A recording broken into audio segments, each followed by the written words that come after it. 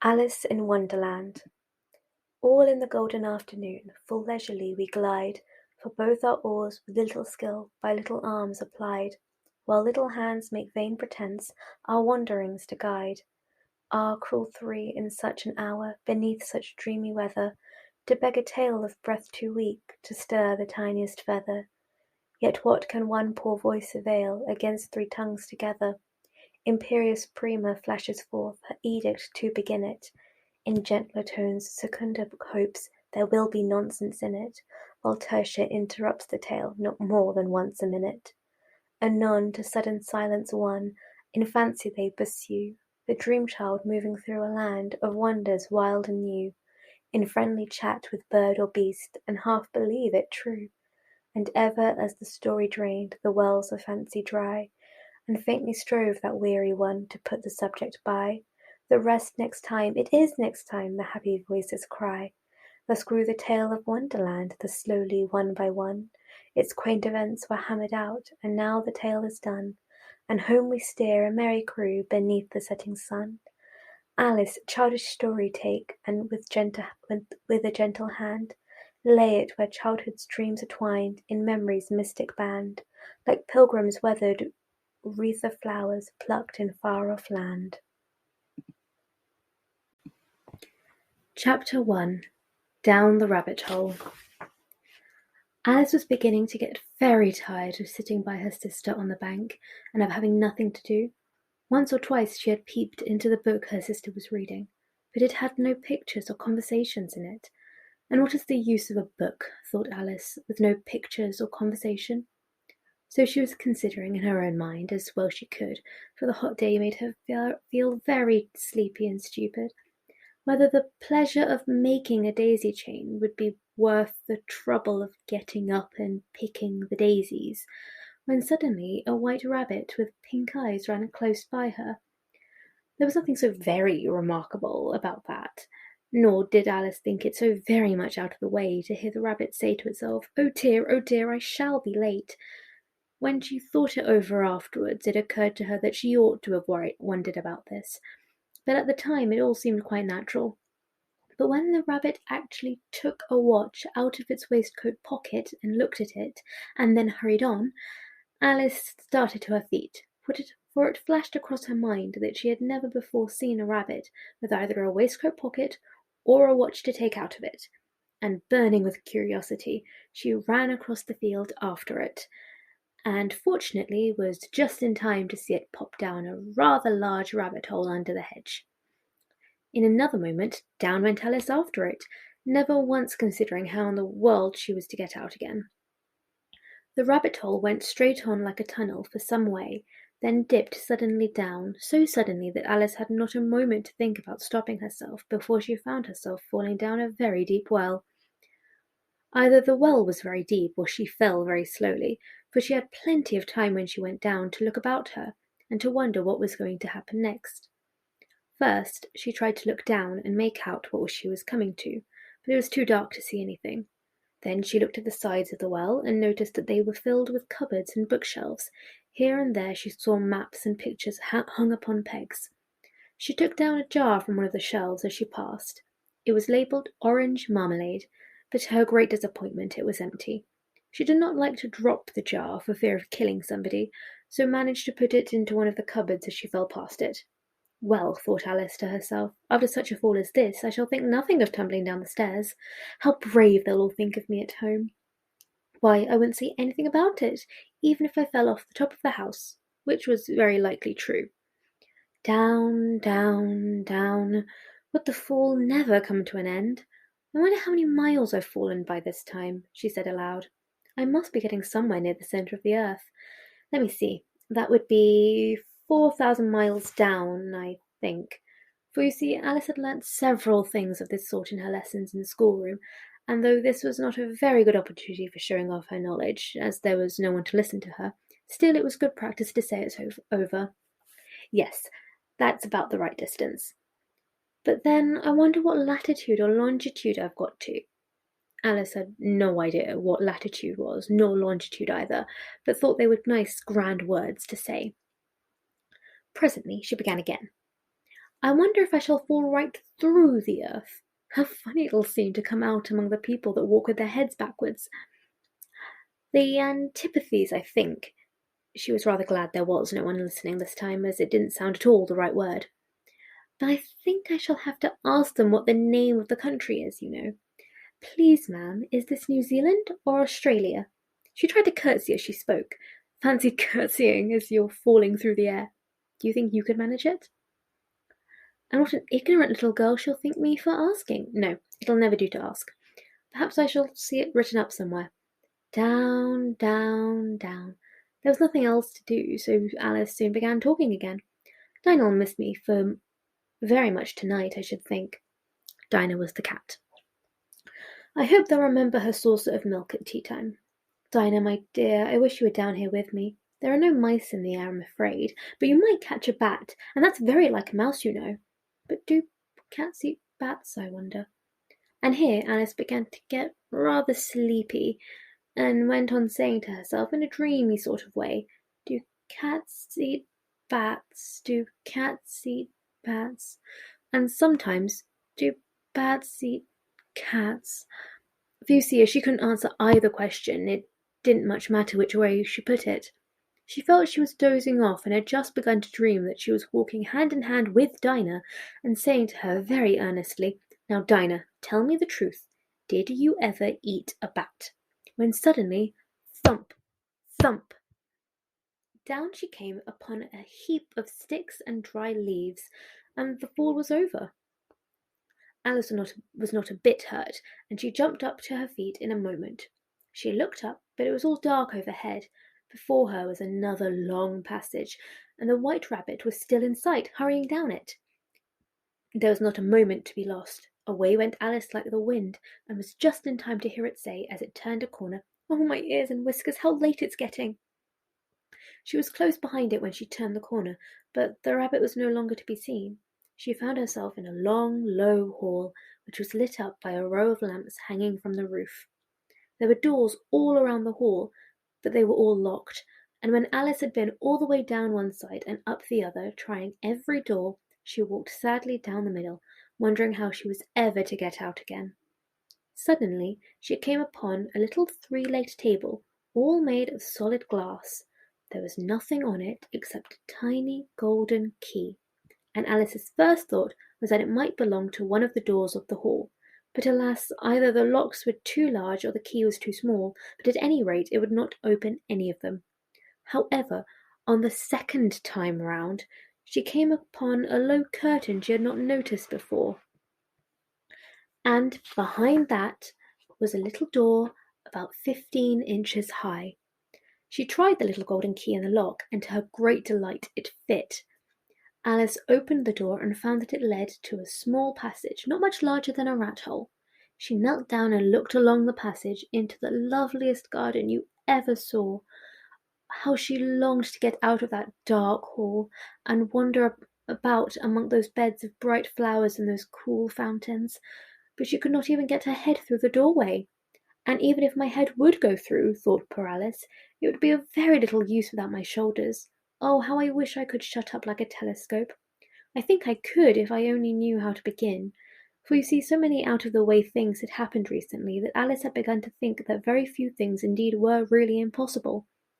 There seemed to be no use in waiting by the little door, so she went back to the table, half hoping she might find another key on it, or at any rate a book of rules for shutting people up like telescopes.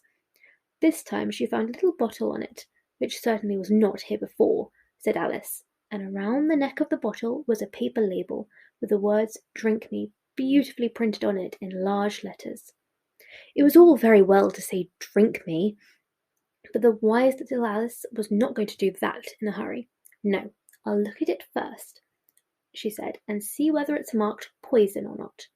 For she had read several nice little histories about children who had gotten burnt and eaten up by wild beasts and other unpleasant things, all because they would not remember the simple rules their friends had taught them, such as that if a red-hot poker will burn you if you hold it too long, and that if you cut your finger very deeply with a knife, it usually bleeds, and she had never forgotten that if you drink much from a bottle marked poison, it is almost certain to disagree with you sooner or later. However, this bottle was not marked poison, so Alice ventured to taste it, and finding it very nice, it had in fact a sort of mixed flavour of cherry tart, custard, pineapple, roast turkey, toffee, and hot buttered toast. She very soon finished it off. "What a curious feeling," said Alice. "I must be shutting up like a telescope." And so it was indeed. She was now only 10 inches high, and her face brightened up at the thought that she was now the right size for going through the little door into that lovely garden. First, however, she waited for a few moments to see if she was going to shrink any further. She felt a little nervous about this, for it might end, you know, said Alice to herself, in my going out altogether, like a candle. I wonder what I should be like then. And she tried to fancy what the flame of a candle is like after the candle is burnt out, for she could not remember ever having seen such a thing. After a while, finding that nothing more happened, she decided on going into the garden at once. But alas for poor Alice! When she got to the door, she found she had forgotten the little golden key, and when she went back to the table for it, she found she could not possibly reach it. She could see it quite plainly through the glass, and she tried her best to climb up on the table, but it was too slippery, and when she tired herself out with trying, the poor little thing sat down and cried. "Come, there's no use in crying like that," said Alice to herself rather sharply. "I advise you to leave off this minute." She generally gave herself very good advice, though she very seldom followed it, and sometimes she scolded herself so severely as to bring tears into her eyes, and once she remembered trying to box her own ears for having cheated herself in a game of croquet she was playing against herself. For this curious child was very fond of pretending to be two people. "But it's no use now," thought Alice, "to pretend to be two people. Why, there's hardly enough of me left to make one respectable person." Soon her eye fell to a little glass jar that was lying under the table. She opened it and found in it a very small cake, on which the words "Eat me" were beautifully marked in currants. "Well, I'll eat it," said Alice, "and if it makes me grow larger, I can reach the key, and if it makes me grow smaller, I can creep under the door. So either way, I'll get into the garden, and I don't care which happens." She ate a little bit and said anxiously to herself, "Which way, which way?" holding her hand on the top of her head to feel which way it was growing, and she was quite surprised to find that she remained the same size. To be sure, this generally happens when one eats cake, but Alice had gotten so much into the way of expecting nothing but out of the way things to happen that it seemed quite dull and stupid for life to go on in the common way. So she set to work and very soon finished off the cake. Chapter 2. The Pool of Tears. "Curiouser and curiouser," cried Alice. She was so much surprised that for the moment she quite forgot how to speak good English. "Now I'm opening up like the largest telescope there ever was. Good-bye, feet." For when she looked down at her feet, they seemed to be getting almost out of sight, they were so far off. "Oh, my poor little feet, I wonder who will put on your shoes and stockings for you now, dears? I'm sure I shan't be able. I shall be a great deal too far off to trouble myself about you. You must manage the best way you can." "But I must be kind to them," thought Alice, "or perhaps they won't walk the way I want to go. Let me see, I'll give them a new pair of boots every Christmas." And she went on planning to herself how she would manage it. They must go by carrier, she thought, and how funny it will seem sending presents to one's own feet, and how odd the directions will look. "Alice's right foot, Esquire. Hearthrug, near the fender, with Alice's love." Oh dear, what nonsense I'm talking! Just then her head struck against the roof of the hall. In fact, she was now more than 9 feet high, and she at once took up the little golden key and hurried off to the garden door. Poor Alice! It was as much as she could do, lying down on one side, to look through into the garden with one eye, but to get through was more hopeless than ever. She sat down and began to cry again. "You ought to be ashamed of yourself," said Alice. "A great girl like you," she might as well say this, "to go on crying in this way. Stop this moment, I tell you." But she went on all the same, shedding gallons of tears, until there was a large pool all around her, about 4 inches deep, and reaching half down the hall. After a time she heard a little pattering of feet in the distance, and she hastily dried her eyes to see what was coming. It was a white rabbit returning, splendidly dressed, with a pair of white kid gloves in one hand and a large fan in the other. He came trotting along in a great hurry, muttering to himself as he came, "Oh, the Duchess! Oh, the Duchess! Oh, won't you be savage if I've kept her waiting?" Alice felt so desperate that she was ready to ask any help of anyone. So when the rabbit came near her, she began in a low, timid voice, "If you please, sir." The rabbit started violently, dropped the white kid gloves and the fan, and scurried away into the darkness as hard as he could go. Alice took up the fan and gloves, and as the hall was very hot, she kept fanning herself all the time she went on talking. "Dear, dear, how queer everything is today! And yesterday things went on just as usual. I wonder if I've been changed in the night. Let me think. Was I the same when I got up this morning? I almost think I can remember feeling a bit different. But if I'm not the same, the question is, who in the world am I? Ah, that's the great puzzle." And she began thinking over all the children she knew that were of the same age as herself, to see if she could have been changed for any of them. "I'm sure I'm not Ada," she said, "for her hair grows in such long ringlets, and my hair doesn't go in ringlets at all. And I'm sure I can't be Mabel, for I know all sorts of things, and she knows such a very little. Besides, she's she, and I'm I. And, oh dear, how puzzling it all is. I'll try it if I know all the things I used to know. Let me see. 4 times 5 is 12, and 4 times 6 is 13, and 4 times 7 is... Oh dear, I shall never get to 20 at that rate. However, the multiplication table doesn't signify. Let's try geography. London is the capital of Paris, and Paris is the capital of Rome, and Rome... Wait, no, that's all wrong. I'm certain. I must have been changed for Mabel. I'll try and say how doth the little." And she crossed her hands on her lap, as if she were saying lessons, and began to repeat it. But her voice sounded hoarse and strange, and all the words did not come out the same as they used to. "How doth the little crocodile improve his shining tail, And pour the waters of the Nile On every golden scale! How cheerfully he seems to grin, How neatly spread his claws, And welcome little fishes in With gently smiling jaws!"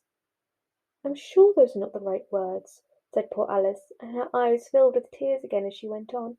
"I must be Mabel after all, and I shall have to go and live in that poky little house, and have next to no toys to play with, and oh, ever so many lessons to learn. No, I've made up my mind about it. If I'm Mabel, I'll stay down here. It'll be no use their putting their heads down and saying, 'Come up again, dear.' I shall only look up and say, 'Who am I then?' Tell me that first, and then, if I like being that person, I'll come up. If not, I'll stay down here until I'm somebody else. But oh dear!" cried Alice, with a sudden burst of tears, "I do wish they would put their heads down. I am so very tired of being all alone here." As she said this, she looked down at her hands, and was surprised to see she had put on one of the rabbit's little white kid gloves while she was talking. "How can I have done that?" she thought. "I must be growing small again." She got up and went to the table to measure herself by it, and found that, as nearly as she could guess, she was now about 2 feet high, and was going on shrinking rapidly. She soon found out that the cause of this was the fan she was holding, and she dropped it hastily, just in time to avoid shrinking away altogether.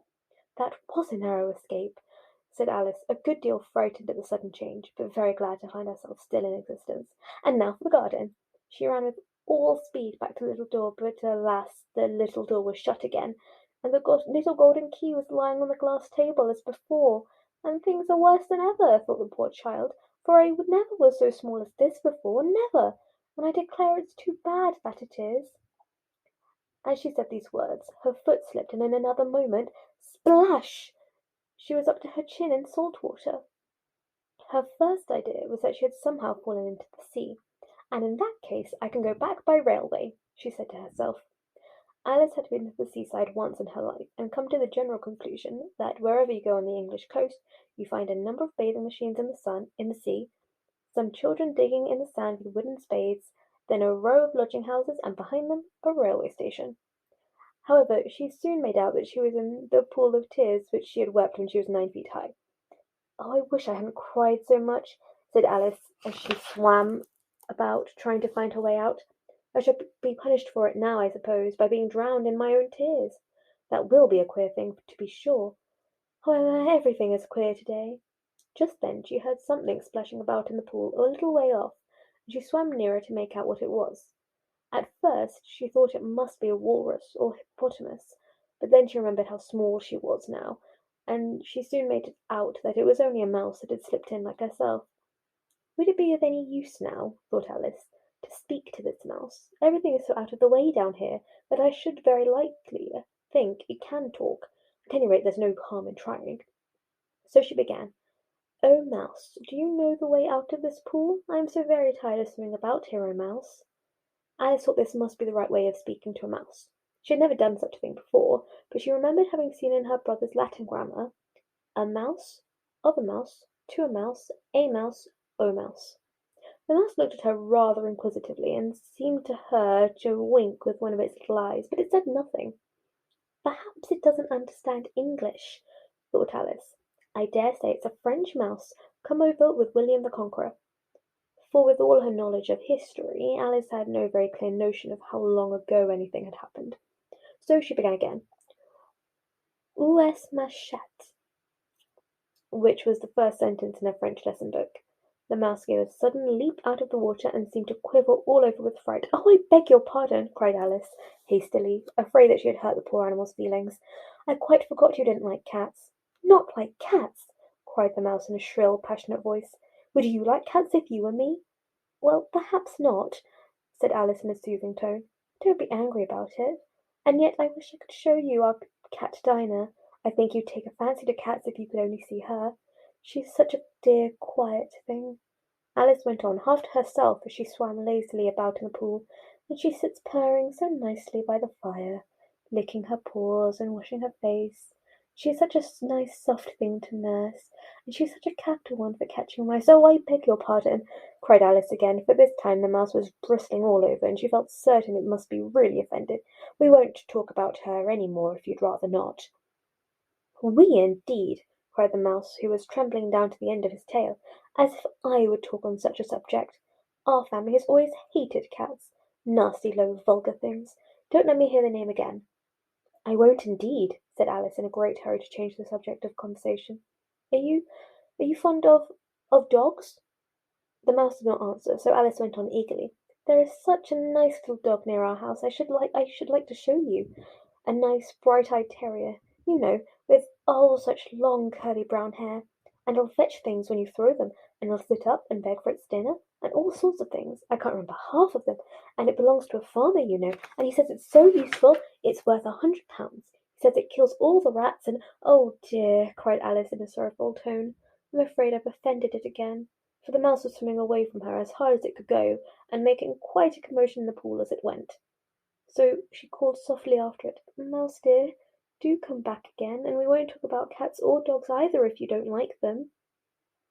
When the mouse heard this, it turned round and swam slowly back to her, its face quite pale with passion, Alice thought, and it said in a low, trembling voice, "Let us get to the shore, and then I'll tell you my history, and you'll understand why it is I hate cats and dogs." It was high time to go, for the pool was getting quite crowded with the birds and animals that had fallen into it.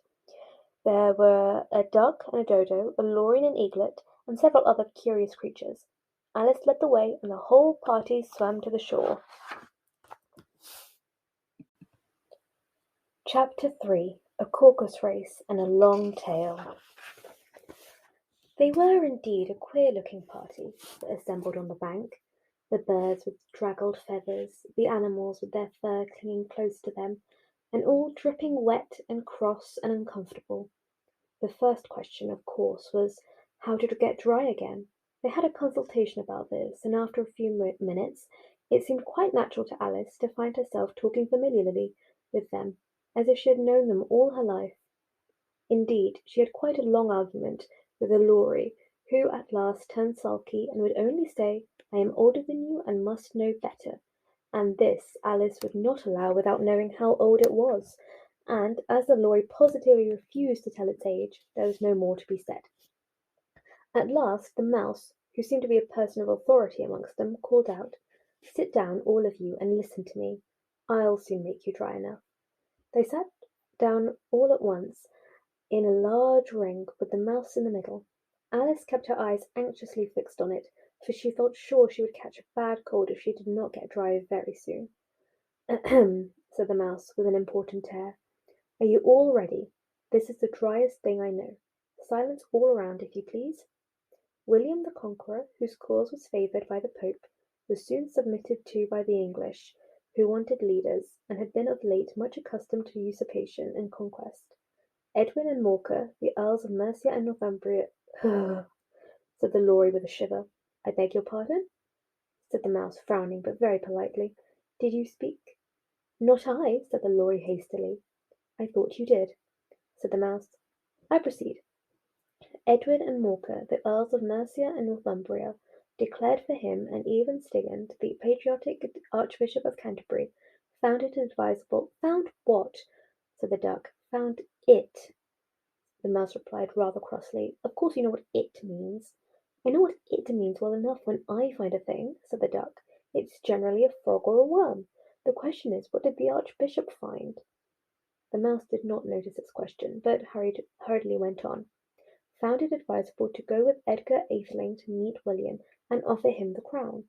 William's conduct at first was moderate, but the insolence of his Normans— How are you getting along now, my dear?"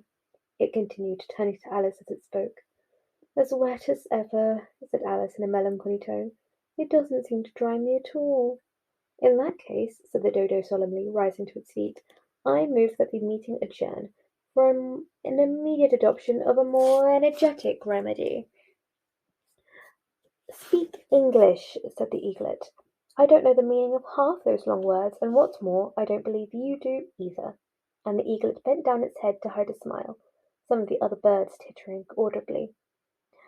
"What I was going to say," said the Dodo in an offended tone, "was that the best idea to get us dry would be to do a caucus race." "What is a caucus race?" said Alice. Not that she wanted much to know, but the Dodo had paused as if it thought that somebody ought to speak, and no one else seemed inclined to say anything. "Why," said the Dodo, "the best way to explain it is to do it. And as you might like to try the thing yourself some winter day, I will tell you how the Dodo managed it. First it marked out a race course in a sort of circle. The exact shape doesn't matter, it said. And then all the party were placed along the course, here and there. There was no 1, 2, 3 and away, but they began running when they liked and left off when they liked, so that it was not easy to know when the race was over. However, when they had been running half an hour or so, and were quite dry again, the Dodo suddenly called out, "The race is over," and they all crowded around it, panting and asking, "But who has won?" This question the Dodo could not answer without a great deal of thought, and it sat for a long time with one finger pressed upon his head, the position in which you usually see Sir Shakespeare in the pictures of him, while the rest waited in silence. At last the Dodo said, "Everybody has won, and all must have prizes. But who is to give the prizes?" Quite a chorus of voices asked. "Why, she, of course," said the Dodo, pointing to Alice with one finger, and the whole party at once crowded round her, calling out in a confused way, "Prizes! Prizes!" Alice said, "No idea what to do," and in despair she put her hand in her pocket and pulled out a box of comfits. Luckily the salt water had not gotten into it, and handed them round as prizes. There was exactly one apiece. "But she must have a prize herself, you know," said the Mouse. "Of course," the Dodo replied gravely. "What else have you got in your pocket?" he went on, turning to Alice. "Only a thimble," said Alice sadly. "Hand it over here," said the Dodo. Then they all crowded around her once more, while the Dodo solemnly presented the thimble, saying, "We beg your acceptance of this elegant thimble," and when it had finished this short speech, they all cheered. Alice thought the whole thing very absurd, but they all looked so grave that she did not dare to laugh, and as she could not think of anything to say, she simply bowed and took the thimble, looking as solemn as she could. The next thing was to eat the comfits. This caused some noise and confusion, as the large birds complained that they could not taste theirs, and the small ones choked and had to be patted on the back. However, it was over at last, and they sat down again in a ring, and begged the Mouse to tell them something more. "You promised to tell me your history, you know," said Alice, "and why is it you hate C and D?" she added in a whisper, half afraid that it would be offended again. "Mine is a long and sad tale," said the Mouse, turning to Alice with a sigh. "It is a long tale, certainly," said Alice, looking down in wonder at the Mouse's tail. "But why do you call it sad?" And she kept on puzzling about it while the Mouse was speaking, so that her idea of the tale was something like this: Fury said to a Mouse that he met in the house, "Let us both go to the law, I will prosecute you.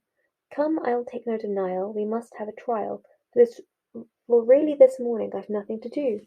Said the Mouse to the Cur, "Such a trial, dear sir, with no jury or judge, would be wasting our breath." "I'll be judge, I'll be jury," said cunning old Fury. "I'll try the whole cause and condemn you to death."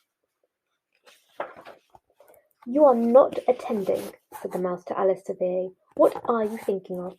"I beg your pardon," said Alice very humbly. "You had gotten to the fifth bend, I think?" "I had not," cried the Mouse sharply and very angrily. "Not?"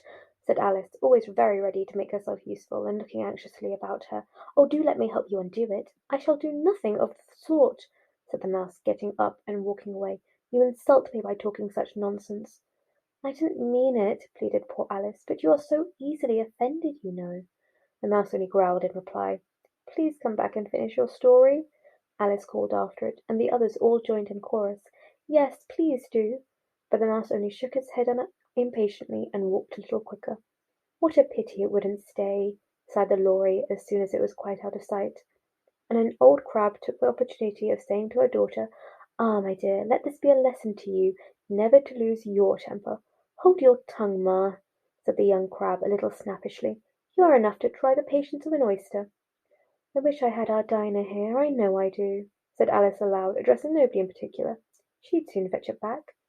"And who is Dinah, if I might venture to ask the question?" said the Lory.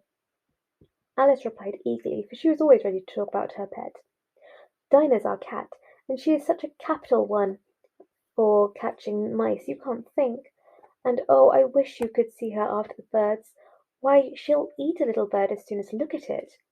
This speech caused a rather remarkable sensation amongst the party. Some of the birds hurried off at once. One old magpie began wrapping itself up very carefully, remarking, "I really must be getting home. The night air doesn't suit my throat." And a canary called out in a trembling voice to its children, "Come away, my dears. It's high time you were all in bed." On various pretexts they all moved off, and Alice was soon left alone. "I wish I hadn't mentioned Dinah," she said to herself in a melancholy tone. "No one seems to like her down here, and I'm sure she's the best cat in the world. Oh, my dear Dinah, I wonder if I shall ever see you any more." And here poor Alice began to cry again, for she felt very lonely and low-spirited. In a little while, however, she again heard a little pattering of footsteps in the distance, and she looked up eagerly, half hoping that the Mouse had changed his mind and was coming back to finish his story. Chapter 4. The Rabbit Sends in a Little Bill. It was the White Rabbit trotting slowly back again and looking anxiously about it as it went, as if it had lost something, and she heard it muttering to itself, the Duchess, oh my dear paws, oh my fur and whiskers, she'll get me executed as sure as ferrets are ferrets. Where can I have dropped them, I wonder?"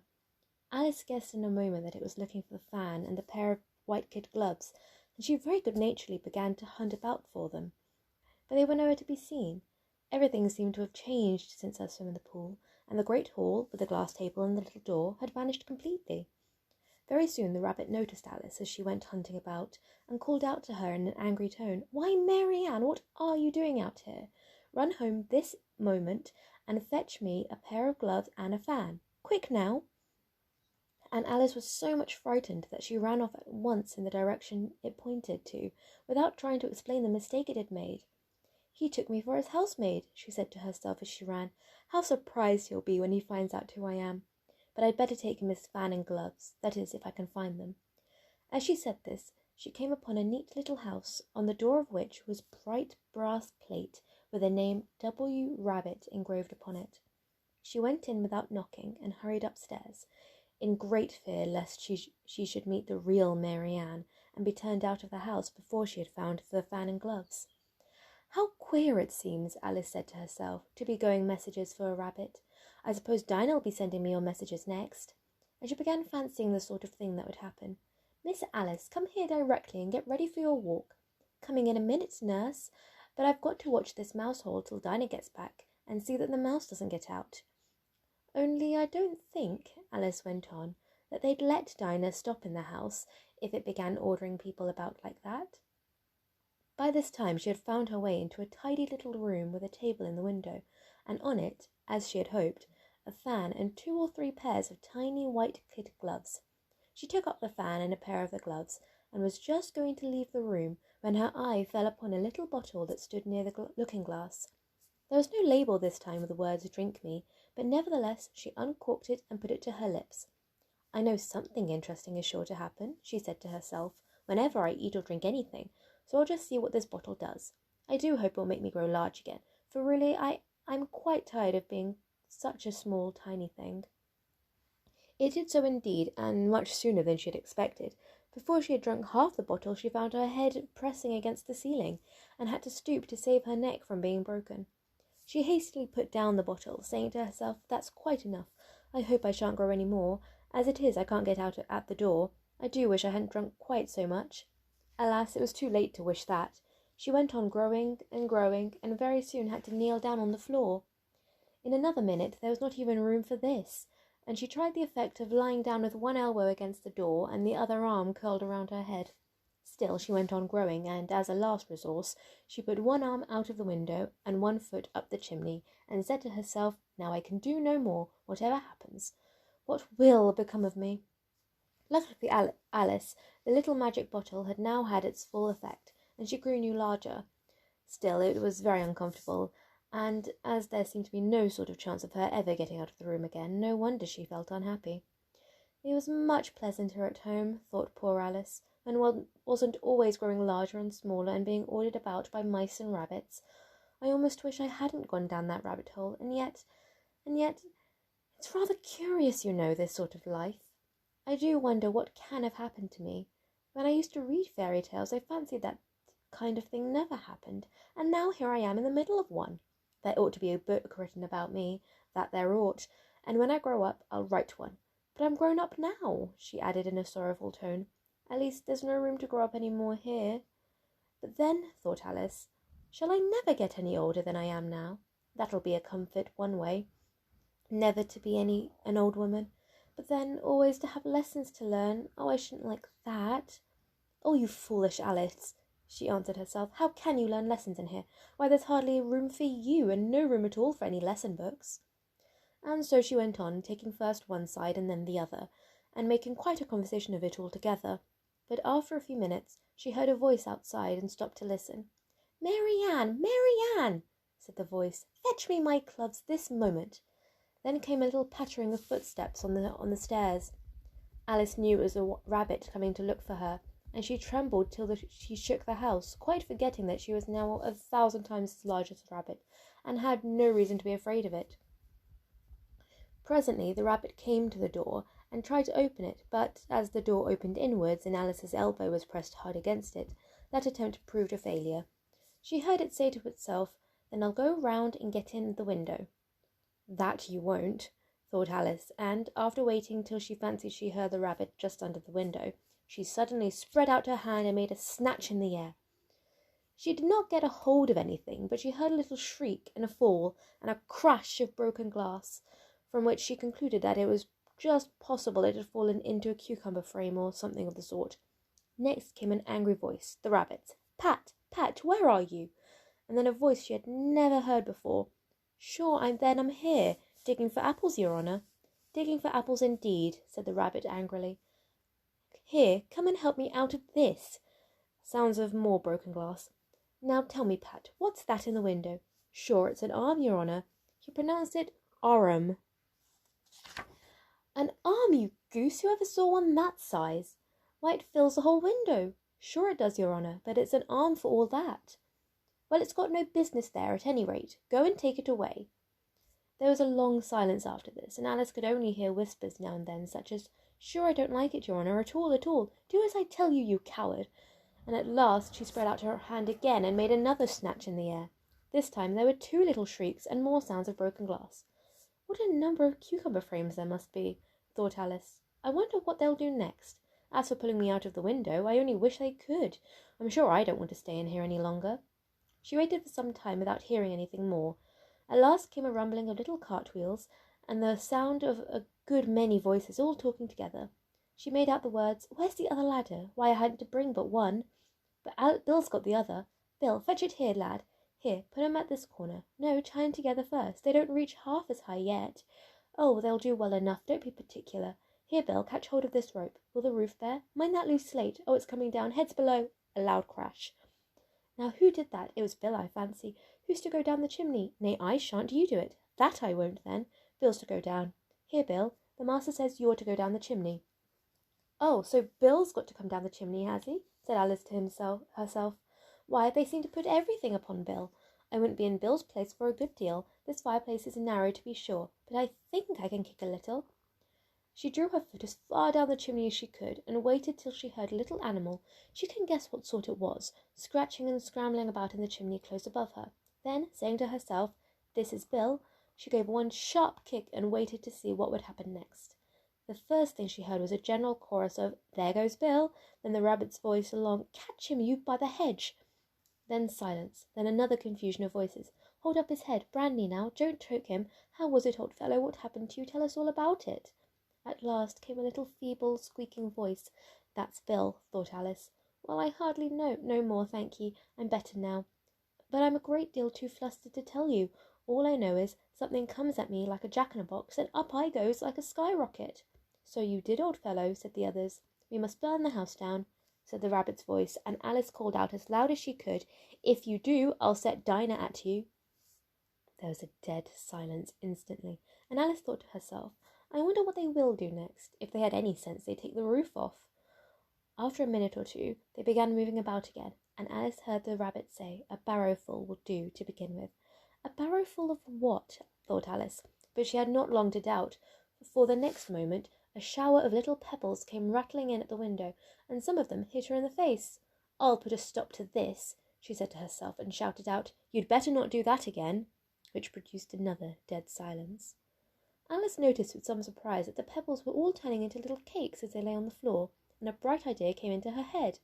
"If I eat one of these cakes," she thought, "it's sure to make some change in my size, and as it can't possibly make me larger, it must make me smaller, I suppose." So she swallowed one of the cakes and was delighted to find that she began shrinking directly. As soon as she was small enough to get through the door, she ran out of the house and found quite a crowd of little animals and birds waiting outside.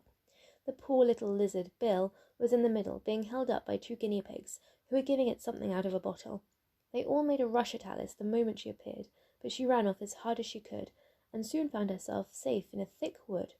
"The first thing I've got to do," said Alice to herself as she wandered about in the wood, "is to grow to my right size again, and the second thing is to find my way into that lovely garden. I think that will be the best plan." It sounded an excellent plan, no doubt, and very neatly and simply arranged. The only difficulty was that she had not the smallest idea how to set about it, and while she was peering about anxiously among the trees, a little sharp bark just over her head made her look up in a great hurry.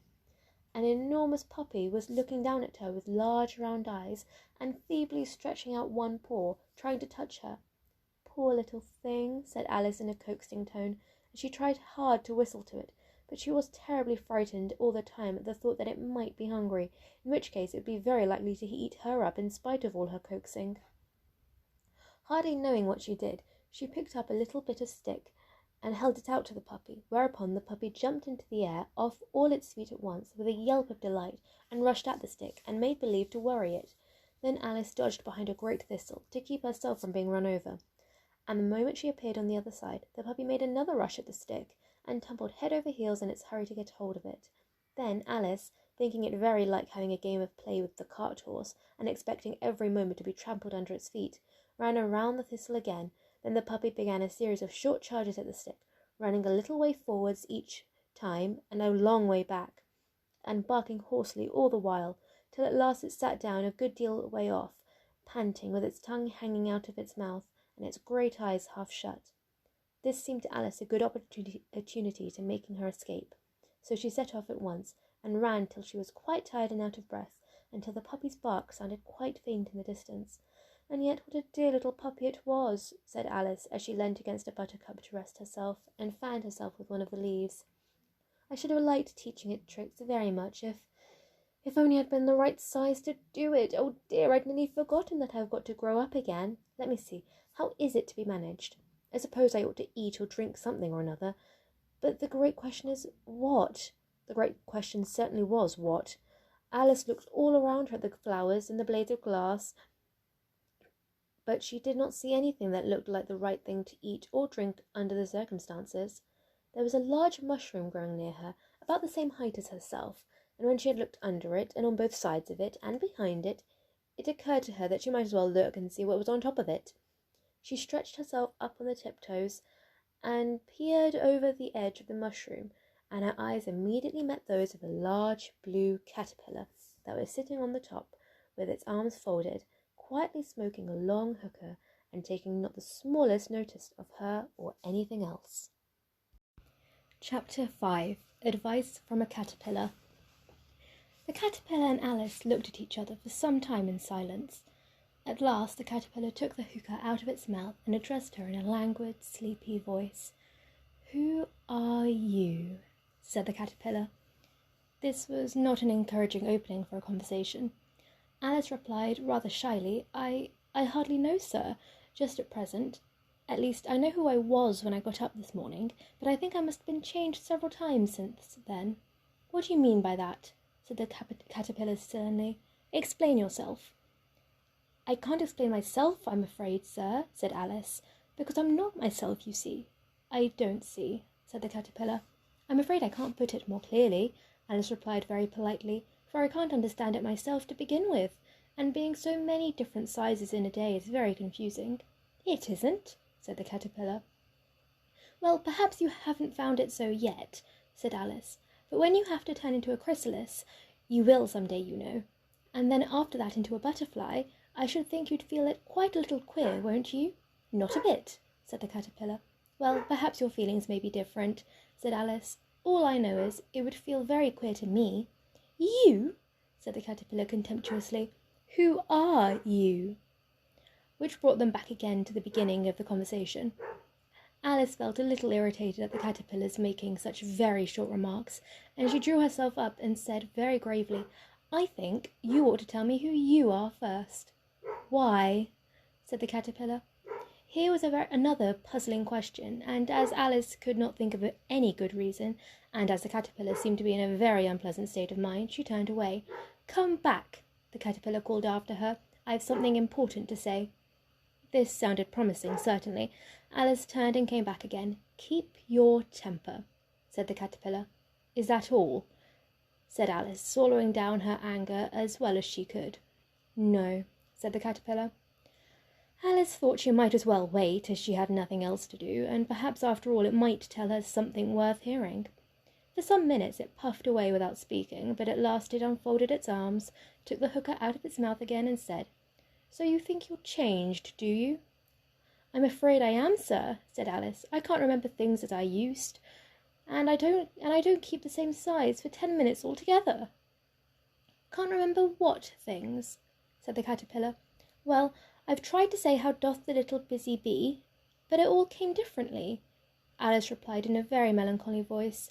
"Repeat, you are old, Father William," said the caterpillar. Alice folded her hands and began. "You are old, Father William," the young man said, "and your hair has become very white, and yet you incessantly stand on your head. Do you think at your age it is right?" "In my youth," Father William replied to his son, "I feared it might injure the brain, but now that I am perfectly sure I have none, why, I do it again and again." "You are old," said the youth, "as I mentioned before, and have grown most uncommonly fat. Yet you turned a back somersault in at the door. Pray, what is the reason of that?" "In my youth," said the sage, as he shook his grey locks, "I kept all my limbs very supple. By the use of this ointment, 1 shilling the box. Allow me to sell you a couple?" "You are old," said the youth, "and your jaws are too weak for anything tougher than suet. Yet you finished the goose with the bones and the beak. Pray, how did you manage to do it?" "In my youth," said his father, "I took to the law and argued each case with my wife, and the muscular strength which it gave to my jaw has lasted the rest of my life." "You are old," said the youth. "One would hardly suppose that your eye was as steady as ever. Yet you balanced an eel on the end of your nose. What made you so awfully clever?" "I have answered 3 questions, and that is enough," said his father. "Don't give yourself airs. Do you think I can listen all day to such stuff? Be off, or I'll kick you downstairs." "That is not said right," said the caterpillar. "Not quite right, I'm afraid," said Alice timidly. "Some of the words have got altered." "It was wrong from beginning to end," said the caterpillar decidedly, and there was silence for some minutes. The caterpillar was the first to speak. "What size do you want to be?" it asked. "Oh, I'm not particular as to size," Alice hastily replied. "Only one doesn't like changing so often, you know." "I don't know," said the caterpillar. Alice said nothing. She had never been so much contradicted in all her life before, and she felt that she was losing her temper. "Are you content now?" said the caterpillar. "Well, I should like to be a little larger, sir, if you wouldn't mind," said Alice. 3 inches is such a wretched height to be." "It is a very good height indeed," said the caterpillar angrily, rearing itself upright as it spoke. It was exactly 3 inches high. "But I'm not used to it," pleaded poor Alice in a piteous tone, and she thought of herself, "I wish the creatures wouldn't be so easily offended." "You'll get used to it in time," said the caterpillar, and it put the hooker in its mouth and began smoking again. This time Alice waited patiently until it chose to speak again. In a minute or 2 the caterpillar took the hooker out of its mouth and yawned once or twice and shook itself. Then it got down off the mushroom and crawled away in the grass, merely remarking as it went, "One side will make you grow taller, and the other side will make you grow shorter." "One side of what? The other side of what?" Alice thought to herself. "Of the mushroom," said the caterpillar, just as if she had asked it out loud, and in another moment it was out of sight. Alice remained looking thoughtfully at the mushroom for a minute, trying to make out which of the 2 sides there were, and as it was perfectly round, she found this a very difficult question. However, at last she stretched her arms around it as far as they would go and broke off a bit of the edge with each hand. "Now, which is which?" she said to herself, and nibbled a little of the right hand bit to try the effect. The next moment she felt a violent blow underneath her chin. It had struck her foot. She was a good deal frightened by this very sudden change, but she felt there was no time to be lost, as she was shrinking rapidly, so she set to work at once to eat some of the other bit. Her chin was pressed so closely against her foot that there was hardly room to open her mouth, but she did it at last and managed to swallow a morsel of the left-hand bit. "Come, my head's free at last," said Alice in a tone of delight, which changed into alarm in another moment when she found that her shoulders were nowhere to be found. All she could see when she looked down was an immense growth of length of neck, which seemed to rise like a stalk out of a sea of green leaves that lay far below her. "What can all that green stuff be?" said Alice. "And where have my shoulders got to? And oh, my poor hands, how is it I can't see you?" She was moving them about as she spoke, but no result seemed to follow, except a little shaking amongst the distant green leaves. As there seemed to be no chance of getting her hands up to her head, she tried to get her head down to them, and was delighted to find that her neck could bend about as easily in any direction, like a serpent. She had succeeded in curving it down into a graceful zigzag, and was going to dive in amongst the leaves, which she found to be nothing but the tops of the trees under which she had been wandering, when a sharp hiss made her draw back and hurry. A large pigeon had flown into her face and was beating her violently with its wings. "Serpent!" screamed the pigeon. "I'm not a serpent," said Alice indignantly. "Let me alone. Serpent, I say again," repeated the pigeon, but in a more subdued tone, and added with a kind of sob, "I've tried it every way, but nothing seems to suit them." "I haven't the least idea what you're talking about," said Alice. "I've tried the roots of trees, and I've tried banks, and I've tried hedges," the pigeon went on, without attending to her, "but those serpents, there's no pleasing them." Alice was more and more puzzled, but she thought there was no use in saying anything more till the pigeon had finished. "As if it wasn't trouble enough hatching the eggs," said the pigeon, "but I must be on the lookout for serpents night and day. Why, I haven't had a wink of sleep these past 3 weeks." "I'm very sorry you've been annoyed," said Alice, who was beginning to see its meaning. "And just as I'd taken the highest tree in the wood," continued the pigeon, raising its voice to a shriek, "and just as I was thinking I should be free of them at last, they must needs come wriggling down from the sky. A serpent!" "I'm not a serpent, I tell you," said Alice. I'm a... "Well, what are you?" said the pigeon. "I can see you're trying to invent something." "I'm a little girl," said Alice, rather doubtfully. She remembered the number of changes she'd gone through that day. A likely story indeed, said the pigeon in a tone of deepest contempt. I've seen a good many little girls in my time, but never one with such a neck as that. No, you're a serpent, and there's no use denying it. I suppose you'll be telling me next that you've never tasted an egg. I have tasted eggs, certainly, said Alice, who was a very truthful child. But little girls eat eggs quite as much as serpents do, you know. I don't believe it, said the pigeon, but if they do, why then they're a kind of serpent. That's all I can say. This was such a new idea to Alice that she was quite silent for a minute or two, which gave the pigeon the opportunity of adding, You're looking for eggs, I know that well enough, and what does it matter to me whether you're a little girl or a serpent? It matters a good deal to me, said Alice hastily, but I'm not looking for eggs as it happens, and if I was, I shouldn't want yours. I don't like them raw. Well, be off then, said the pigeon in a sulky tone, as it settled down again into its nest. Alice crouched down amongst the trees as well she could, for her neck kept getting entangled among the branches, and every now and then she had to stop and untwist it. After a while she remembered that she still held the pieces of mushroom in her hands, and she set to work very carefully, nibbling first at one and then at the other, and growing sometimes taller and sometimes shorter, until she had succeeded in bringing herself down to her usual height. It was so long since she had been anything near the right size that it felt quite strange at first, but she got used to it in a few minutes, and began talking to herself as usual. Come, there's half my plan done now. How puzzling all these changes are! I'm never sure what I'm going to be, from one minute to the next. However, I've got back to my right size. The next thing is to get to that beautiful garden. How is that to be done, I wonder? As she said this, she came upon an open place, a little house in it, about 4 feet high. Whoever lives there, thought Alice. It'll never do to come upon them this size. Why, I should frighten them out of their wits. So she began nibbling at the right-hand bit again, and did not venture to go near the house till she had brought herself down to 9 inches high. Chapter 6. Pig and Pepper. For a minute or two she stood looking at the house, and wondering what to do next, when suddenly a footman in livery came running out of the wood. She considered him a footman because he was in livery, otherwise, judging by his face alone, she would have called him a fish, and rapped loudly at the door with his knuckles. It was opened by another footman in livery, with a round face and large eyes like a frog, and both footmen, Alice noticed, had powdered hair that curled all over their heads. She felt very curious to know what it was all about, and crept a little way out of the wood to listen.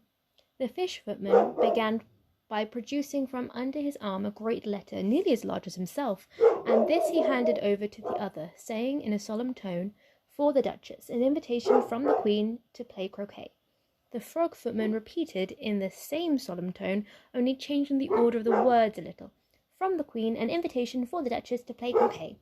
Then they both bowed low, and their curls got entangled together. Alice laughed so much at this that she had to run back into the woods for fear of their hearing her, and when she next peeped out, the fish footman was gone, and the other was sitting on the ground near the door, staring stupidly up into the sky. Alice went timidly up to the door and knocked. There's no sort of use in knocking, said the footman, and that for 2 reasons. First, because I am on the same side of the door as you are. Secondly, because they're making such a noise inside, no one could possibly hear you. And certainly there was a most extraordinary noise going on within, a constant howling and sneezing, and every now and then a giant crash, as if a dish or kettle had been broken to pieces. Please then, said Alice, how am I to get in? There might be some sense in your knocking, the footman went on without attending to her, if we had the door between us. For instance, if you were inside, you might knock and I could let you out, you know. He was looking up into the sky all the time he was speaking, and at this Alice thought decidedly uncivil. But perhaps he can't help it, she said to herself. His eyes are so very nearly at the top of his head. At any rate, he might answer questions. How am I to get in? She repeated aloud. I shall sit here, the footman remarked, till tomorrow. At this moment the door of the house opened, and a large plate came skimming out straight at the footman's head. It just grazed his nose, and broke to pieces against one of the trees behind him. Or the next day, maybe. The footman continued in the same tone, exactly as if nothing had happened. How am I to get in? Asked Alice again in a louder tone. Are you to get in at all? Said the footman. That's the first question, you know. It was, no doubt, only Alice did not like to be told so. It's really dreadful, she muttered to herself. The way all the creatures argue is enough to drive one crazy." The footman seemed to think this a great opportunity for repeating his remark with variations. "I shall sit here," he said, "on and off for days and days. But what am I to do?" said Alice. "Anything you like," said the footman, and began whistling. "Oh, there's no use in talking to him," said Alice desperately. "He's perfectly idiotic." And she opened the door and went in. The door led right into a large kitchen, which was full of smoke from one end to the other, and the Duchess was sitting on a three-legged stool in the middle, nursing a baby. The cook was leaning over a fire, stirring a large cauldron which seemed to be full of soup. There's certainly too much pepper in that soup," said Alice to herself, as well as she could for sneezing. There was certainly too much of it in the air. Even the Duchess sneezed occasionally. As for the baby, it was sneezing and howling alternatively, without a moment's pause.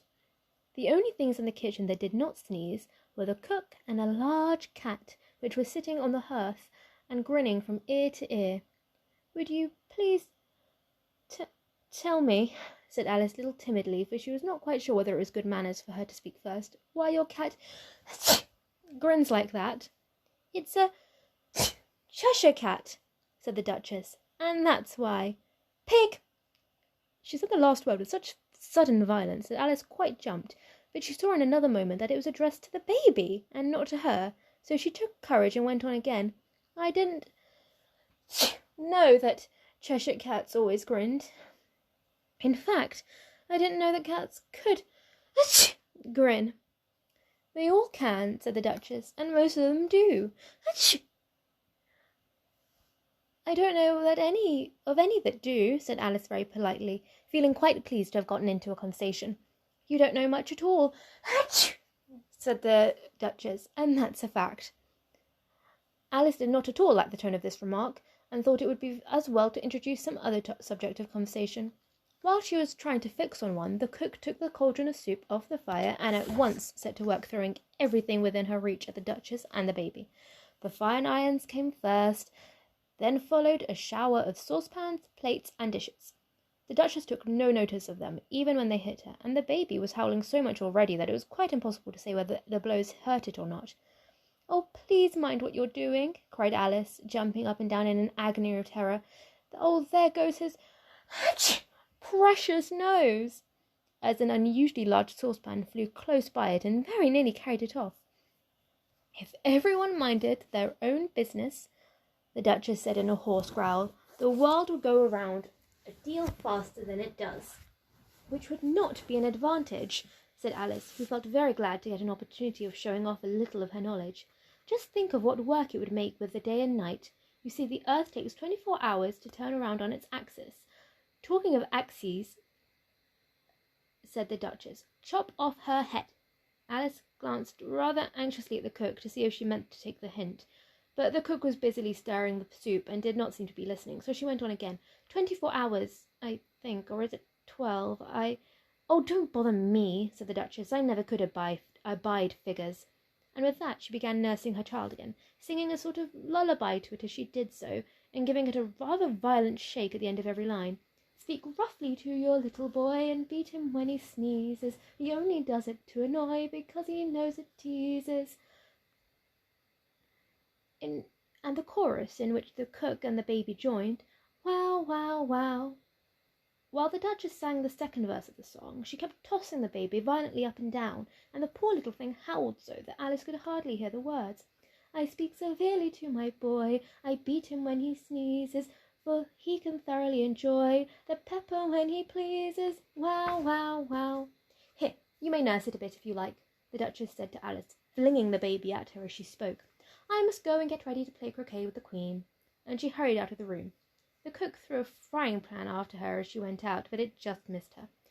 Alice caught the baby with some difficulty, as it was quite a queer-shaped little thing, and held out its arms and legs in all directions. "Just like a starfish," thought Alice. The poor little thing was snorting like a steam engine when she caught it, and it kept doubling itself up and straightening itself out again, so that altogether for the first minute or two it was as much as she could do to hold it.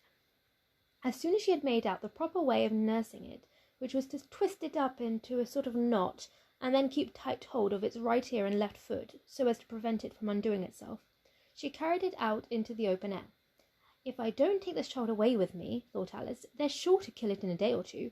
Wouldn't it be murder to leave it behind?" She said the last words out loud, and the little thing grunted in reply. It had left off sneezing by this time.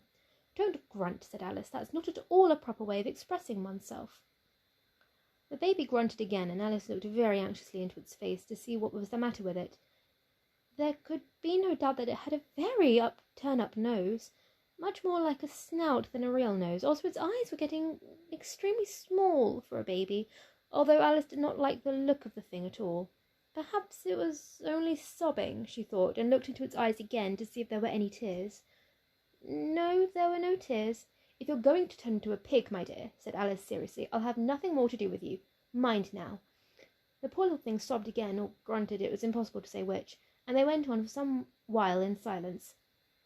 Alice was just beginning to think to herself, "Now with this creature, when I get it home," when it grunted again, so violently that she looked down into its face in some alarm. This time there could be no mistake about it. It was neither more or less than a pig, and she felt that it would be quite absurd for her to carry it any further. So she set the little creature down and felt quite relieved to see it trot away quietly into the wood. "If it had grown up," she said to herself, "it would have made a dreadfully ugly child, but it makes a rather handsome pig, I think." And she began thinking over other children she knew, who might do very well as pigs, and was just saying to herself, if one only knew the right way to change them, when she was a little startled to see the Cheshire Cat sitting on a bough of a tree a few yards off. The cat only grinned when it saw Alice. It looked good-natured, she thought. Still, it had very long claws and a great many teeth, so she felt that it ought to be treated with respect. "Cheshire Puss," she began rather timidly, as she did not at all know whether it would like the name. However, it only grinned a little wider. "Come, it's pleased so far," thought Alice, and she went on. "Would you tell me, please, which way I ought to go from here?" "That depends a good deal on where you want to get to," said the cat. "I don't much care where," said Alice. "Then it doesn't matter which way you go," said the cat. "So long as I get somewhere," Alice added as an explanation. "Oh, you're sure to do that," said the cat, "if only you walk long enough." Alice felt that this could not be denied, so she tried another question. "What sort of people live about here?" "In that direction," the cat said, waving its right paw around, "lives a hatter, and in that direction," waving the other paw, "lives a March hare. Visit either if you like. They're both mad."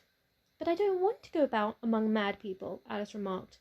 "Oh, you can't help that," said the cat. "We're all mad here. I'm mad. You're mad." "How do you know I'm mad?" said Alice. "You must be," said the cat, "or you wouldn't have come here." Alice didn't think that proved it at all. However, she went on. "And how do you know that you're mad?" "To begin with," said the cat, "a dog's not mad. You grant that?" "I suppose so," said Alice. "Well then," the cat went on, "you see, a dog growls when it's angry and wags its tail when it's pleased. Now I growl when I'm pleased and wag my tail when I'm angry. Therefore I'm mad." "I call it purring, not growling," said Alice. "Call it what you like," said the cat. "Do you play croquet with the Queen today?" "I should like it very much," said Alice, "but I haven't been invited yet." "You'll see me there," said the cat, and vanished. Alice was not much surprised at this. She was getting so used to queer things happening. While she was looking at the place where it had been, it suddenly appeared again. "By the by, what became of the baby?" said the cat. "I'd nearly forgotten to ask." "It turned into a pig," Alice quietly said, as if it had just come back in the natural way. "I thought it would," said the cat, and vanished again.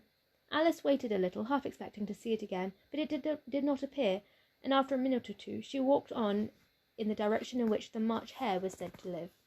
"I've seen hatters before," she said to herself. "The March hare will be much the most interesting, and perhaps, as this is May, it won't be raving mad, at least not so mad as it was in March." As she said this, she looked up, and there was the cat again, sitting on the branch of a tree. "Did you say pig or fig?" said the cat. "I said pig," replied Alice, "and I wish you wouldn't keep appearing and vanishing so suddenly. You make one quite giddy." "All right," said the cat, and this time it vanished quite slowly, beginning with the end of the tail and ending with the grin, which remained some time after the rest of it had gone. "Well, I've often seen a cat without a grin," thought Alice, "but never a grin without a cat. It's the most curious thing I've ever saw in my life." She had not gone much further before she came in sight of the house of the March Hare. She thought it must be the right house, because the chimneys were shaped like ears, and the roof was thatched with fur. It was so large a house that she did not like to go near it until she had nibbled some more of the left-hand part of the mushroom, and raised herself to about 2 feet high. Even then she walked up towards it rather timidly, saying to herself, "Suppose it should be raving mad after all. I almost wish I'd gone to see the Hatter instead." Chapter 7. A Mad Tea Party. There was a table set out under a tree in front of the house, and the March Hare and the Hatter were having tea at it. A dormouse was sitting between them, fast asleep, and the other two were using it as a cushion, resting their elbows on it and talking over its head. Very uncomfortable for the dormouse, thought Alice, only as it's asleep I suppose it doesn't mind. The table was a large one, but the three were all crowded together in one corner of it. "No room, no room," they cried out when they saw Alice coming. "There's plenty of room," said Alice indignantly, and she sat down in a large armchair at one end of the table. "Have some wine," the March Hare said in an encouraging tone. Alice looked all around the table, but there was nothing on it but tea.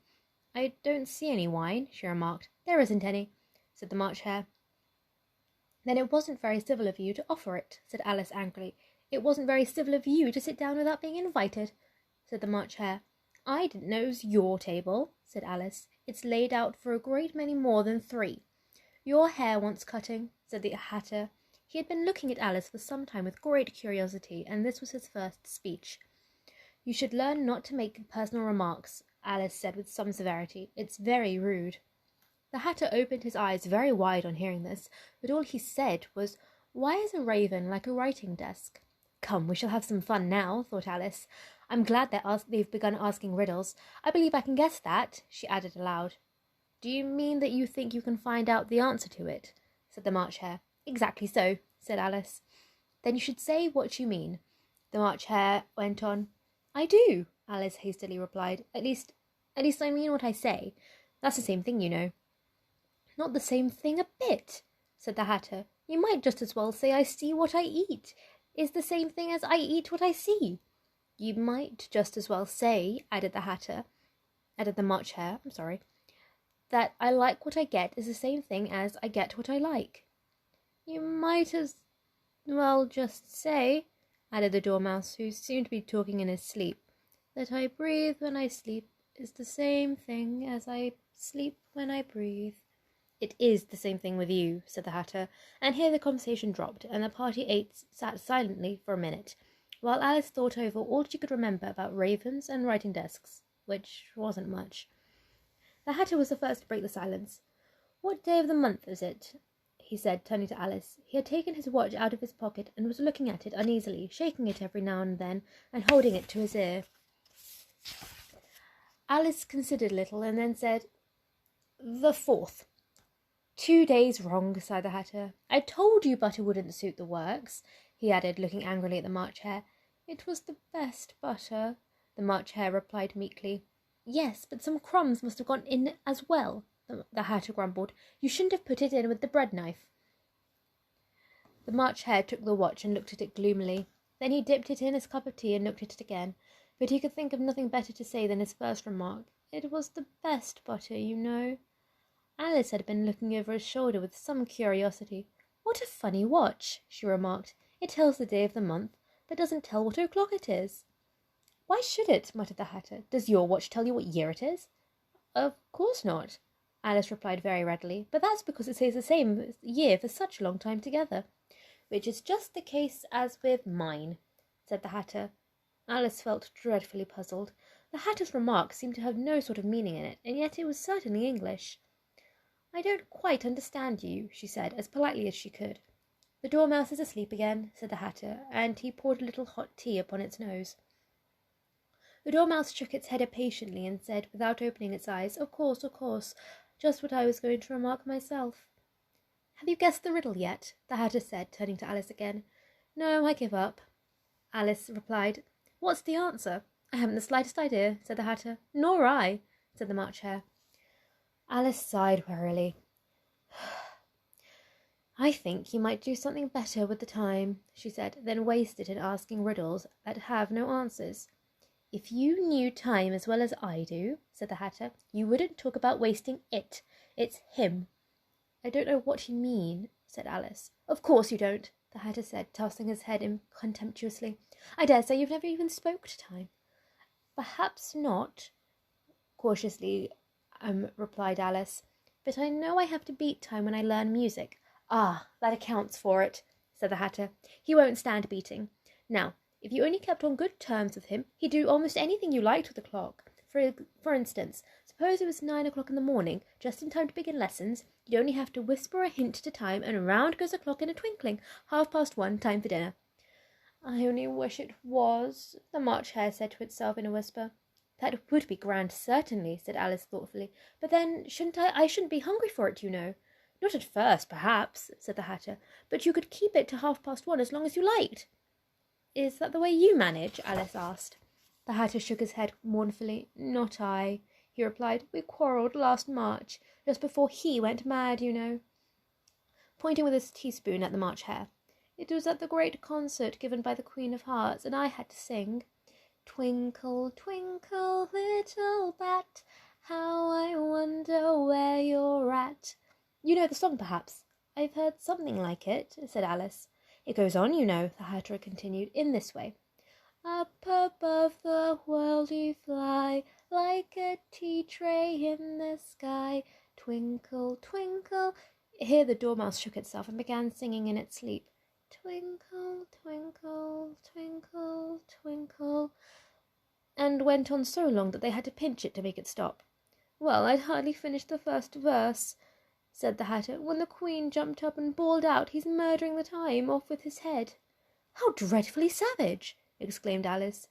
"And ever since that," the Hatter went on in a mournful tone, "he won't do a thing I ask. It's always 6 o'clock now." A bright idea came into Alice's head. "Is that the reason there's so many tea things that are put out here?" she asked. "Yes, that's it," said the Hatter with a sigh. "It's always tea time, and we've no time to wash things between whiles." "Then you keep moving round, I suppose," said Alice. "Exactly so," said the Hatter, "as the things get used up." "But what happens when you come to the beginning again?" Alice ventured to ask. "Suppose we change the subject," the March Hare interrupted, yawning. "I'm getting tired of this. I vote the young lady tells us a story." "I'm afraid I don't know one," said Alice, rather alarmed at the proposal. "Then the Dormouse shall," they both cried. "Wake up, Dormouse!" And they pinched it on both sides at once. The Dormouse slowly opened his eyes. "I wasn't asleep," he said in a hoarse, feeble voice. "I heard every word you fellows were saying."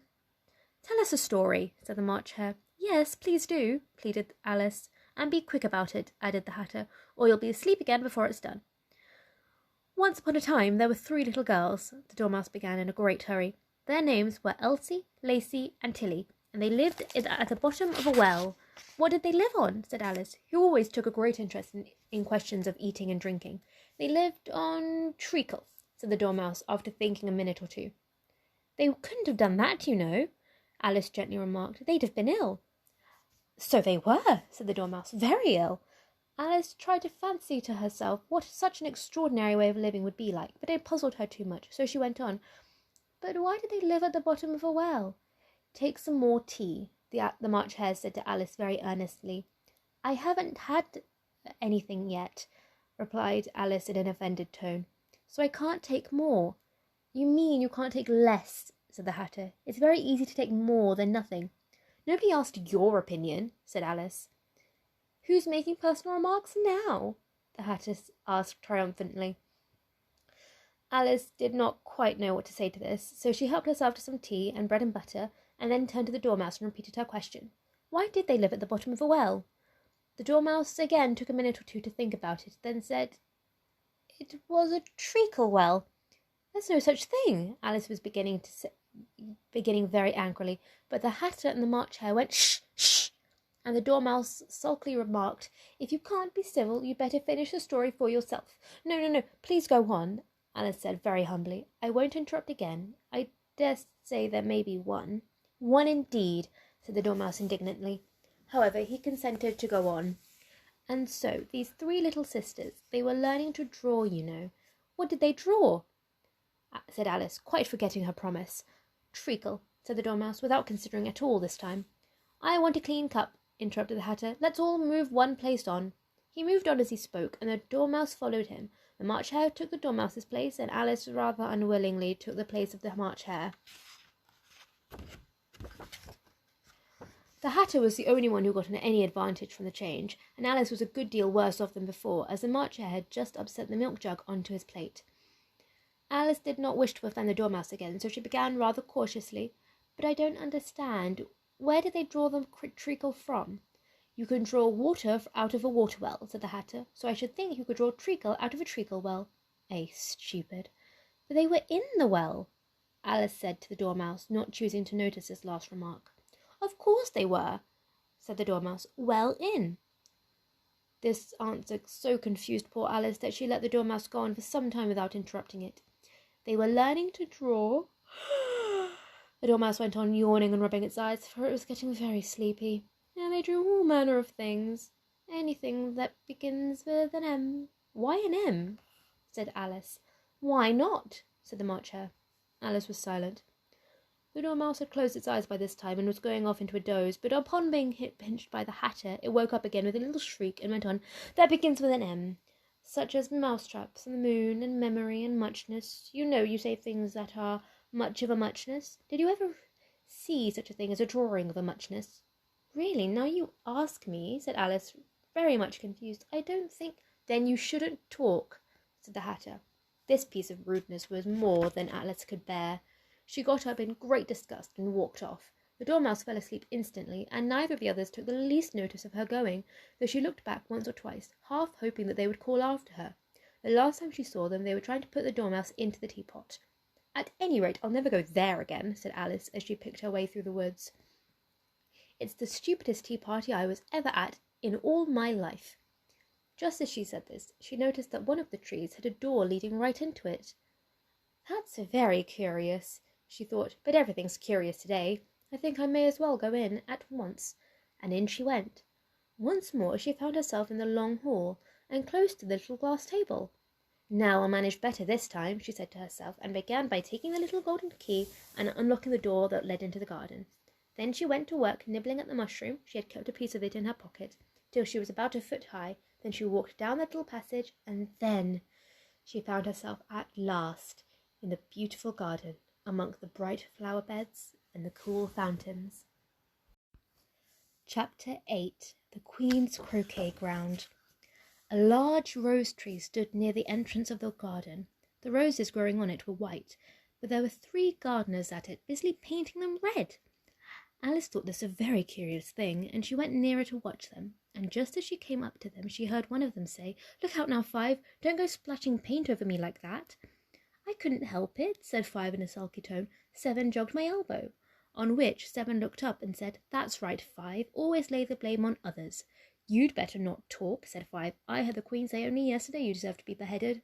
What for? Said the one who had spoken first. That's none of your business too, said 7. Yes, it is his business, said 5, and I'll tell him. It was for bringing the cook tulip roots instead of onions. 7 flung down his brush and had just begun, well, of all the unjust things, when his eyes chanced to fall upon Alice as she stood watching them, and he checked himself suddenly. The others looked around also, and all of them bowed low. Would you tell me, Alice said a little timidly, why you were painting those roses?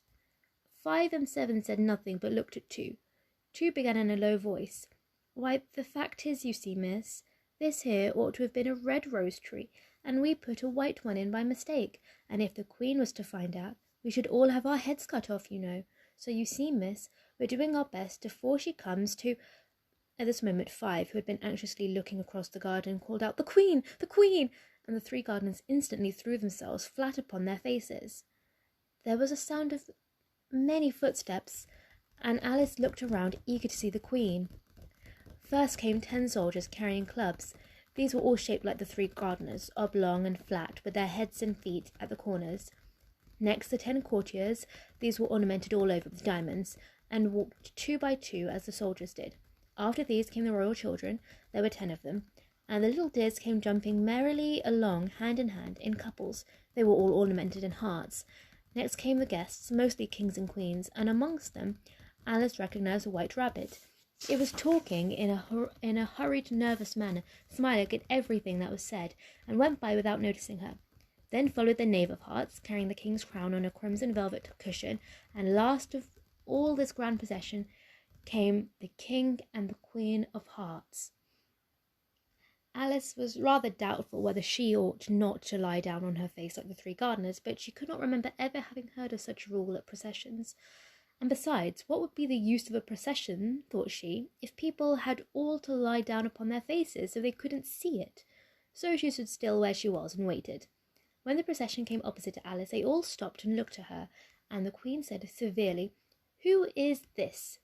She said it to the Knave of Hearts, who only bowed and smiled in reply. "Idiot," said the Queen, tossing her head impatiently, and turning to Alice. She went on, "What's your name, child?"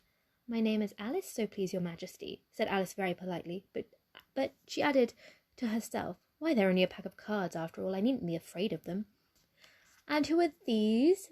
said the Queen, pointing to the three gardeners who were lying around the rose tree. For you see, as they were lying on their faces and the pattern on their backs were the same as the rest of the pack, she could not tell whether they were gardeners or soldiers or courtiers or three of her own children. "How should I know?" said Alice, surprised at her own courage. "It's no business of mine." The Queen turned crimson in fury, and after glaring at her for a moment like a wild beast, screamed, "Off with her head! Off! Nonsense!" said Alice, very loudly and decidedly, and the Queen was silent. The King laid his hand upon her arm and timidly said, "Consider, my dear, she is only a child." The Queen turned angrily away from him and said to the Knave, "Turn them over." The Knave did so very carefully with one foot. "Get up!" said the Queen in a shrill, loud voice, and the three gardeners instantly jumped up and began bowing to the King, the Queen, the royal children, and everyone else. "Leave off that!" screamed the Queen. "You make me giddy." And then, turning to the rose tree, she went on, "What have you been doing here?" "May it please your Majesty," said Two in a very humble tone, going down on one knee as he spoke, "we were trying—" "I see," said the Queen, who had meanwhile been examining the roses. "Off with their heads!" And the procession moved on, three of the soldiers remaining behind to execute the unfortunate gardeners, who ran to Alice for protection. "You shan't be beheaded," said Alice, and she put them into a large flower pot that stood near. The three soldiers wandered about for a minute or two, looking for them, and then quietly marched off after the others. "Are their heads off?" shouted the Queen. "Their heads are gone, if it please your Majesty," the soldiers shouted in reply. "That's right," shouted the Queen. "Can you play croquet?" The soldiers were silent and looked at Alice, as the question was evidently meant for her. "Yes," shouted Alice. "Come on, then," roared the Queen, and Alice joined the procession, wondering very much what would happen next. It's a very fine day," said a timid voice at her side. She was walking by the White Rabbit, who was peeping anxiously into her face. "Very," said Alice. "Where's the Duchess?" "Hush, hush," said the Rabbit in a low, hurried tone. He looked anxiously over his shoulder as he spoke, and then raised himself upon tiptoe and put his mouth close to her ear and whispered, "She's under sentence of execution." "What for?" said Alice. "Did you say what a pity?" the Rabbit asked. "No, I didn't," said Alice. "I don't think it's at all a pity. I said, what for?" "She boxed the Queen's ears," the Rabbit began. Alice gave a little scream of laughter. "Oh, hush!" the Rabbit whispered in a frightened tone. "The Queen will hear you. You see, she came rather late, and the Queen said—" "Get to your places!" shouted the Queen in a voice of thunder, and people began running about in all directions, tumbling up against each other. However, they all settled down in a minute or two, and the game began. Alice thought she had never seen quite such a curious croquet ground in all her life. It was all ridges and furrows, the balls were lithe hedgehogs, the mallets live flamingos, and the soldiers had to double themselves up and stand on their hands and feet to make arches. The chief difficulty Alice found at first was in managing her flamingo. She succeeded in getting its body tucked away comfortably enough under her arm, with its legs hanging down, but generally, just as she'd got its neck nicely stretched out, and was going to give the hedgehog a blow with its head, it would twist itself round and look up at her in the face with such a puzzled expression that she could not help bursting out laughing. And when she had got its head down and was going to begin again, it was very provoking to find that the hedgehog had unrolled itself and was in the act of crawling away. Besides all this, there was generally a ridge or furrow in the way of wherever she wanted to send the hedgehog to, and as the doubled-up soldiers were always getting up and walking off to other parts of the ground, Alice soon came to the conclusion that it was a very difficult game indeed. The players all played at once without waiting for turns, quarrelling all the while, and fighting for the hedgehogs, and in a very short time the queen was in a furious passion, and went stamping about and shouting "Off with his head," or "Off with her head," about once a minute. Alice had begun to feel very uneasy. To be sure, she had not as yet had any dispute with the queen, but she knew that it might happen any minute. And then, thought she, what would become of me? They're dreadfully fond of beheading people here. The great wonder is that there's any one left alive. She was looking around for some way of escape, and wondering whether she could get away without being seen, when she noticed a curious appearance in the air. It puzzled her very much at first, but after watching it a minute or two, she made it out to be a grin, and she said to herself, "It's a Cheshire cat. Now I shall have someone to talk to." "How are you getting on?" said the cat, as soon as there was enough mouth of it for it to speak with. Alice waited till the eyes appeared, and then nodded. "There's no use speaking to it," she thought, "till its ears have come, or at least one of them." In another minute the whole head had appeared, and then Alice put down her flamingo and began an account of the game, feeling very glad she had someone to listen to her. The cat seemed to think that there was enough of it now in sight, and no more of it appeared.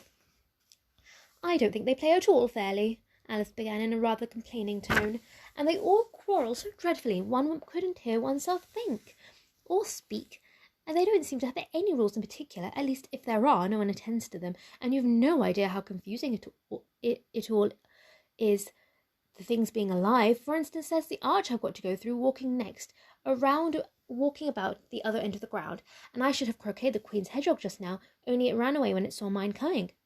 "How do you like the queen?" said the cat in a low voice.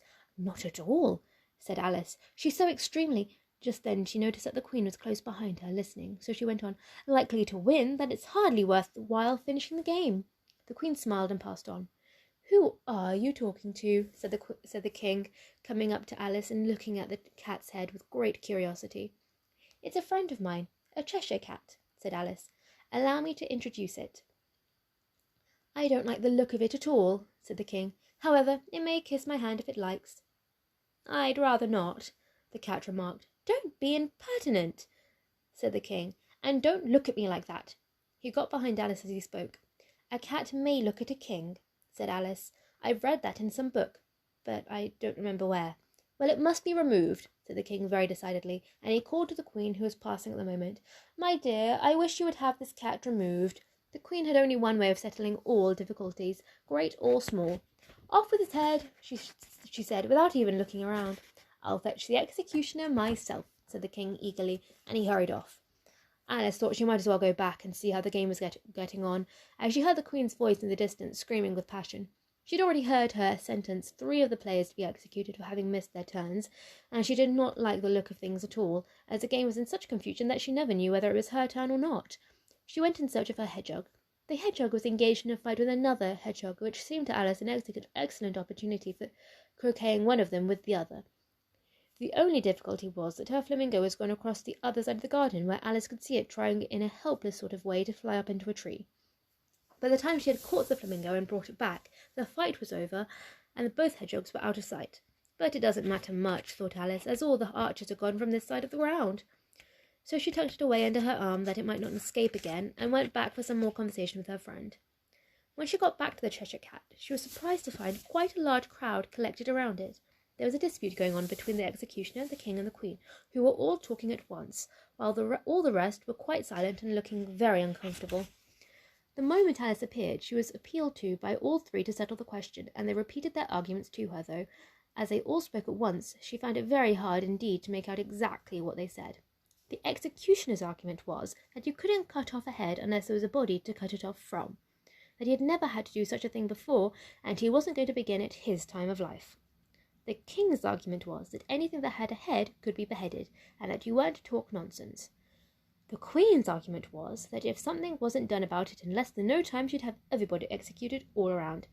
It was this last remark that had made the whole party look so grave and anxious. Alice could think of nothing else to say but, "It belongs to the Duchess. You'd better ask her about it." "She's in prison," the queen said to the executioner. "Fetch her here." The executioner went off like an arrow. The cat's head began fading away the moment he was gone, and by the time he had come back with the Duchess, it had entirely disappeared, so the king and the executioner ran wildly up and down looking for it, while the rest of the party went back to the game. Chapter 9. The Mock Turtle's Story. "You can't think how glad I am to see you again, you dear old thing," said the Duchess as she tucked her arm affectionately into Alice's, and they walked off together. Alice was very glad to find her in such a pleasant temper, and thought to herself that perhaps it was only the pepper that had made her so savage when they met in the kitchen. "When I'm a duchess," she said to herself, not in a very hopeful tone though, "I won't have any pepper in my kitchen at all. Soup does very well without. Maybe it's always pepper that makes people hot-tempered," she went on, very much pleased at having found out a new kind of rule. "And vinegar that makes them sour, and chamomile that makes them bitter, and barley sugar and such things that make children sweet-tempered. I only wish people knew about that. Then they wouldn't be so stingy about it, you know." She had quite forgotten the Duchess by this time, and was a little startled when she heard her voice close to her ear. "You're thinking about something, my dear, and that makes you forget to talk. I can't tell you just now what the moral of that is, but I shall remember it in a bit." "Perhaps it hasn't one," Alice ventured to remark. "Child," said the Duchess, "everything's got a moral, if only you can find it." And she squeezed herself up closer to Alice's side as she spoke. Alice did not much like keeping so close to her, first because the Duchess was very ugly, and secondly because she was exactly the right height to rest her chin upon Alice's shoulder, and it was an uncomfortably sharp chin. However, she did not like to seem rude, so she bore it as well as she could. "The game is going rather better now," she said, by way of keeping up the conversation a little.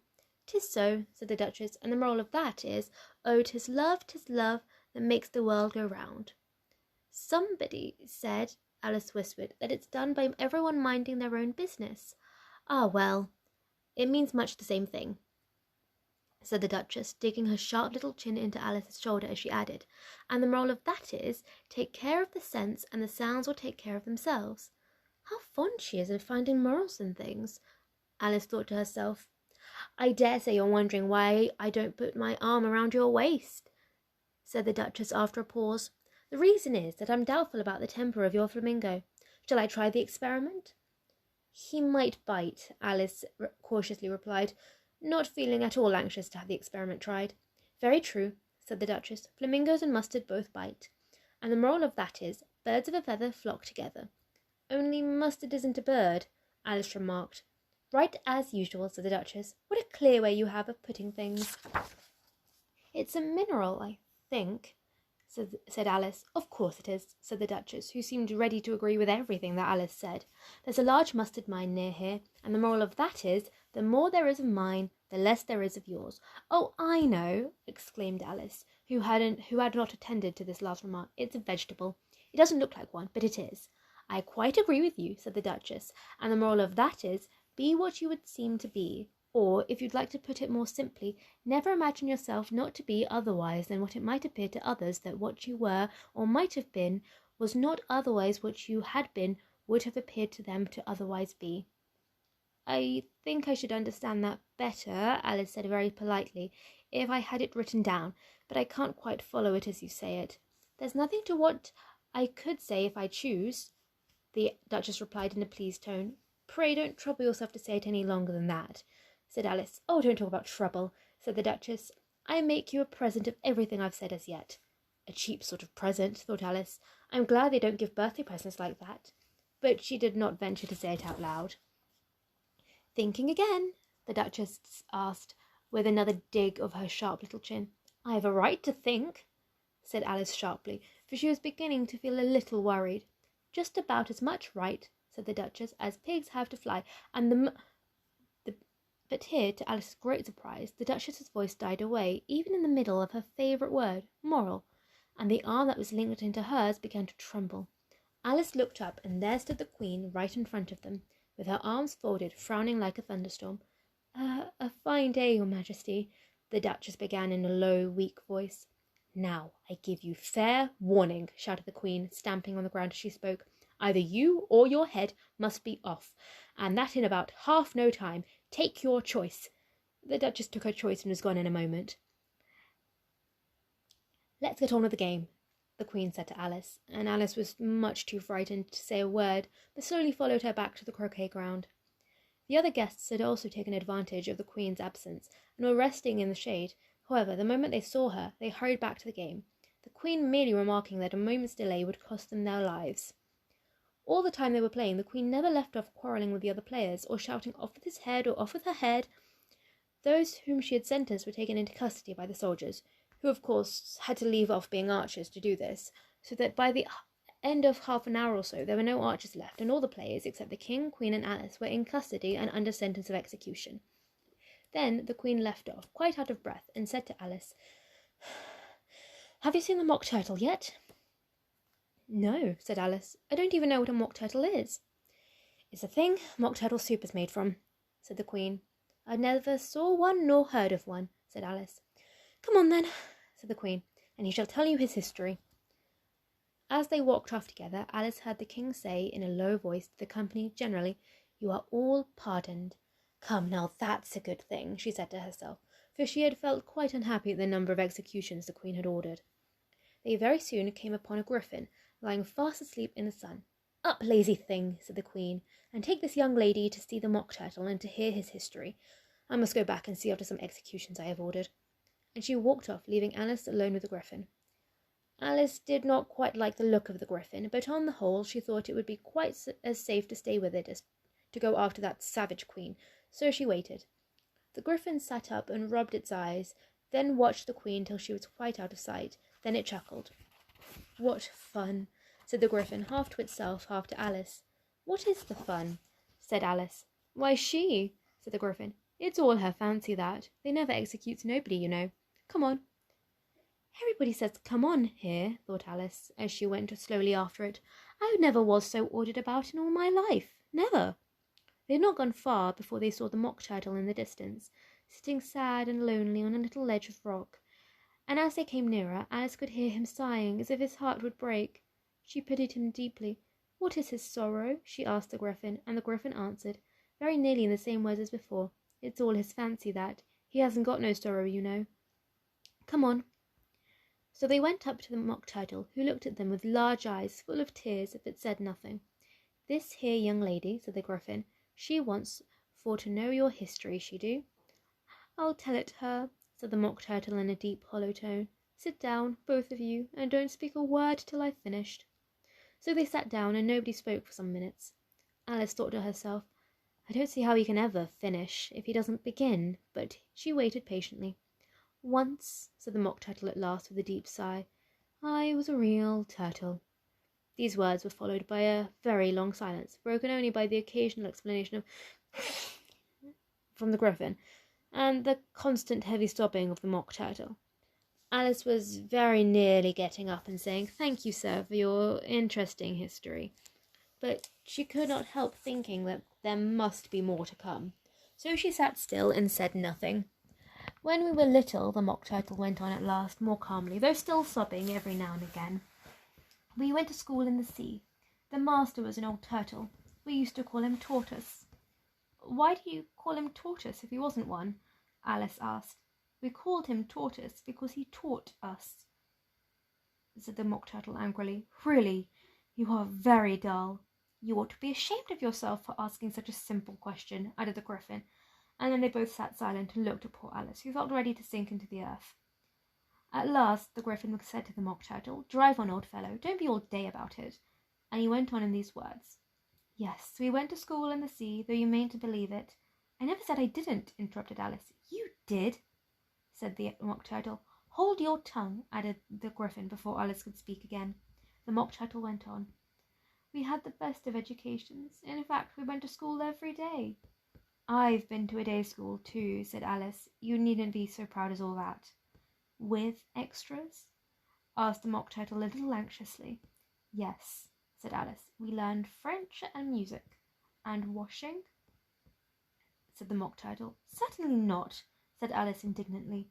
"Ah, then yours wasn't a really good school," said the Mock Turtle in a tone of great relief. Now at ours they had at the end of the bill, French, music, and washing. Extra. "You couldn't have wanted it much," said Alice, living at the bottom of the sea. "I couldn't afford to learn it," said the Mock Turtle with a great sigh. "I only took the regular course." "What was that?" inquired Alice.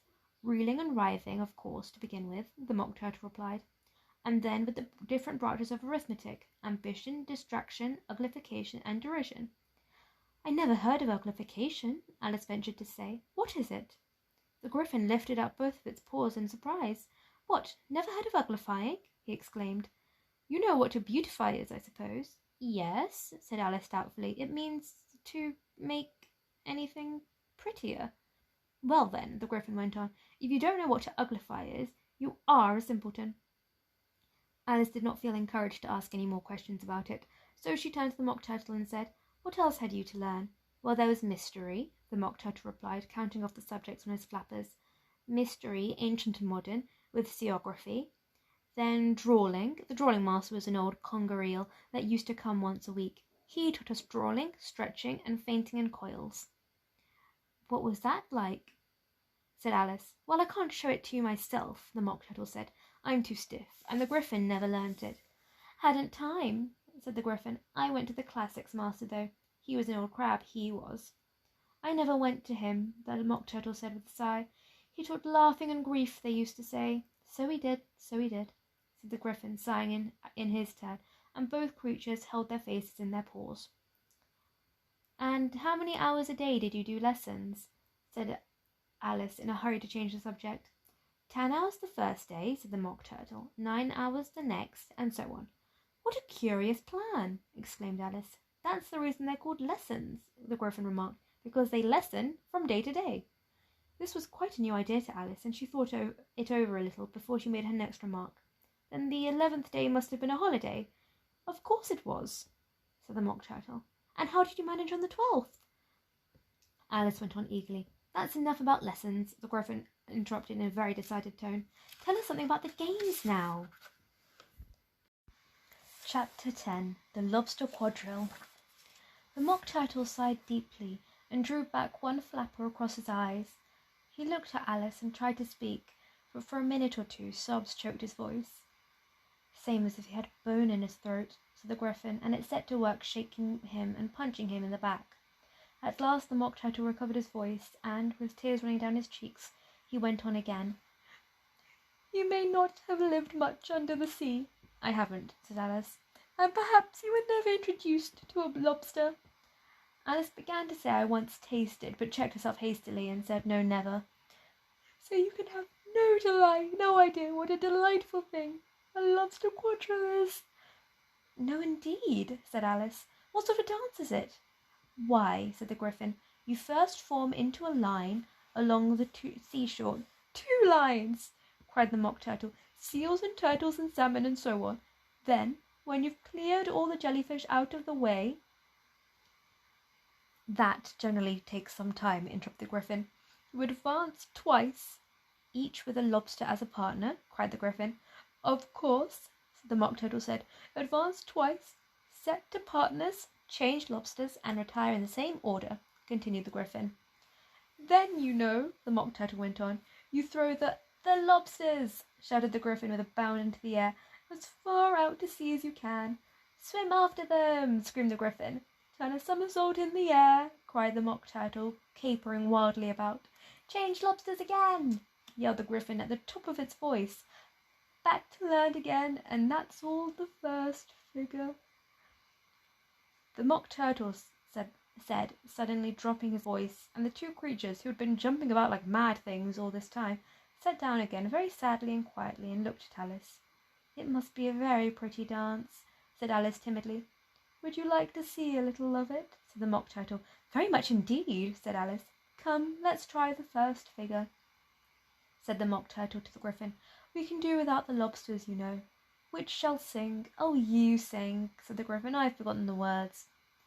So they began solemnly, dancing round and round Alice, every now and then treading on her toes when they passed too close, and waving their forepaws to mark the time, while the Mock Turtle sang this very slowly and sadly. Will you walk a little faster, said a whiting to a snail. There's a porpoise close behind us, and he's treading on my tail. See how eagerly the lobsters and the turtles all advance. They're waiting on the shingle. Will you come and join the dance? Will you, won't you, will you, won't you join the dance? Will you, won't you, won't you join the dance?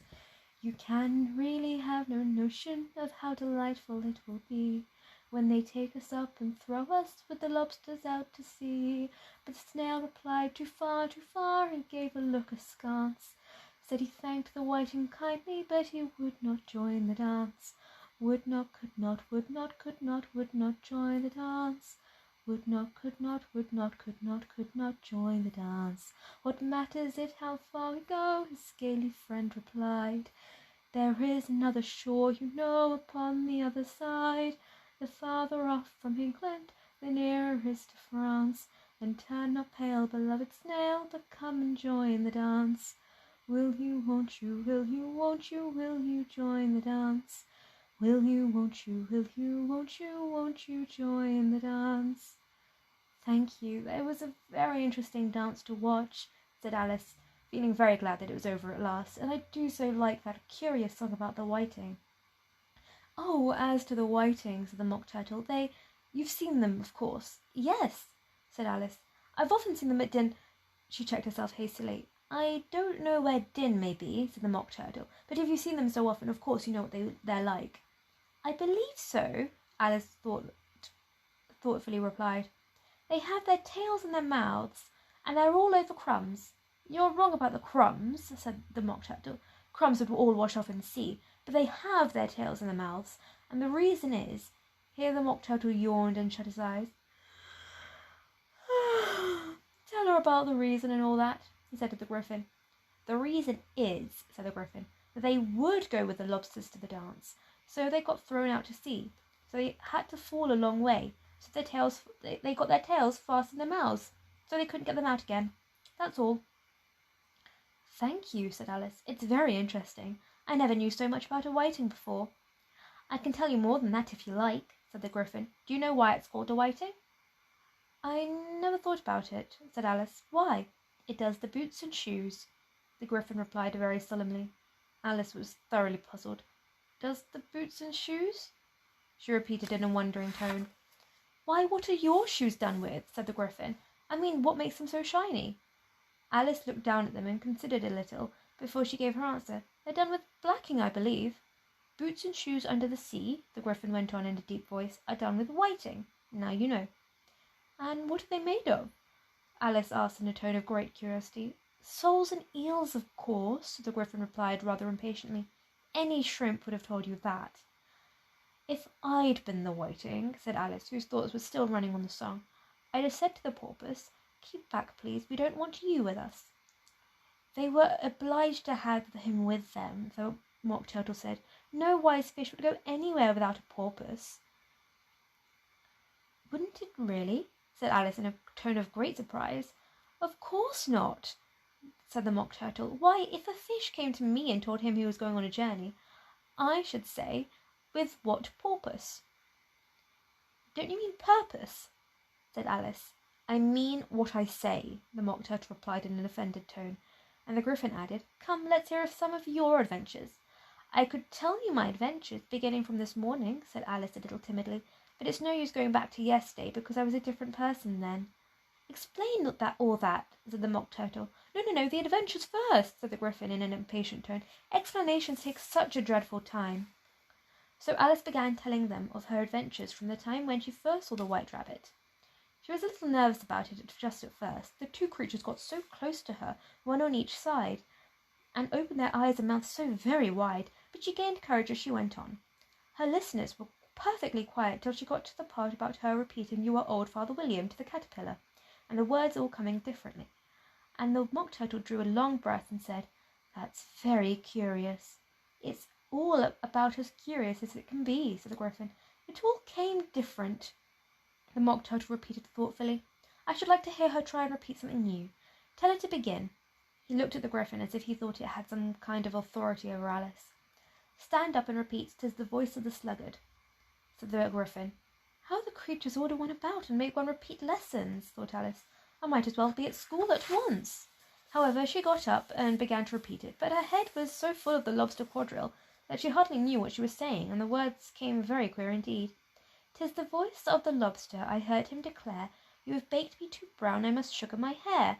As a duck with its eyelids, so he with his nose trims his belt and his buttons, and turns out his toes. When the sands are all dry, he is gay as a lark, and will talk a contemptuous tones of the shark. But when the tide rises and sharks are around, his voice has a timid and tremulous sound." "That's different from what I used to say when I was a child," said the Gryphon. "Well, I never heard it before," said the Mock Turtle, "but it sounds uncommon nonsense." Alice said nothing. She had sat down with her face in her hands, wondering if anything would ever happen in a natural way again. "I should like to have it explained," said the Mock Turtle. "But you can't explain it," said the Gryphon hastily. "Go on with the next verse." "But what about his toes?" the Mock Turtle persisted. "How could he turn them out with his nose, you know?" "It's the first position in dancing," Alice said, but was dreadfully puzzled by the whole thing, so longed to change the subject. "Go on with the next verse," the Gryphon repeated impatiently. "It begins, 'I passed by his garden.'" Alice did not dare to disobey, though she felt sure it would all come out wrong, and she went on in a trembling voice, "I passed by his garden and marked with one eye how the owl and the panther were sharing a pie. The panther took pie crust and gravy and meat, while the owl had the dish as its share of the treat. But when the pie was all finished, the owl, as a boon, was kindly permitted to pocket the spoon, while the panther received a knife and fork with a growl, and concluded the banquet—" "What is the use of repeating all that stuff?" the Mock Turtle interrupted, "if you don't explain it as you go on? It's by far the most confusing thing I ever heard." "Yes, I think you'd better leave off," said the Gryphon, and Alice was only too glad to do so. "Shall we try another figure of the lobster quadrille?" the Gryphon went on, "or would you like the Mock Turtle to sing you a song?"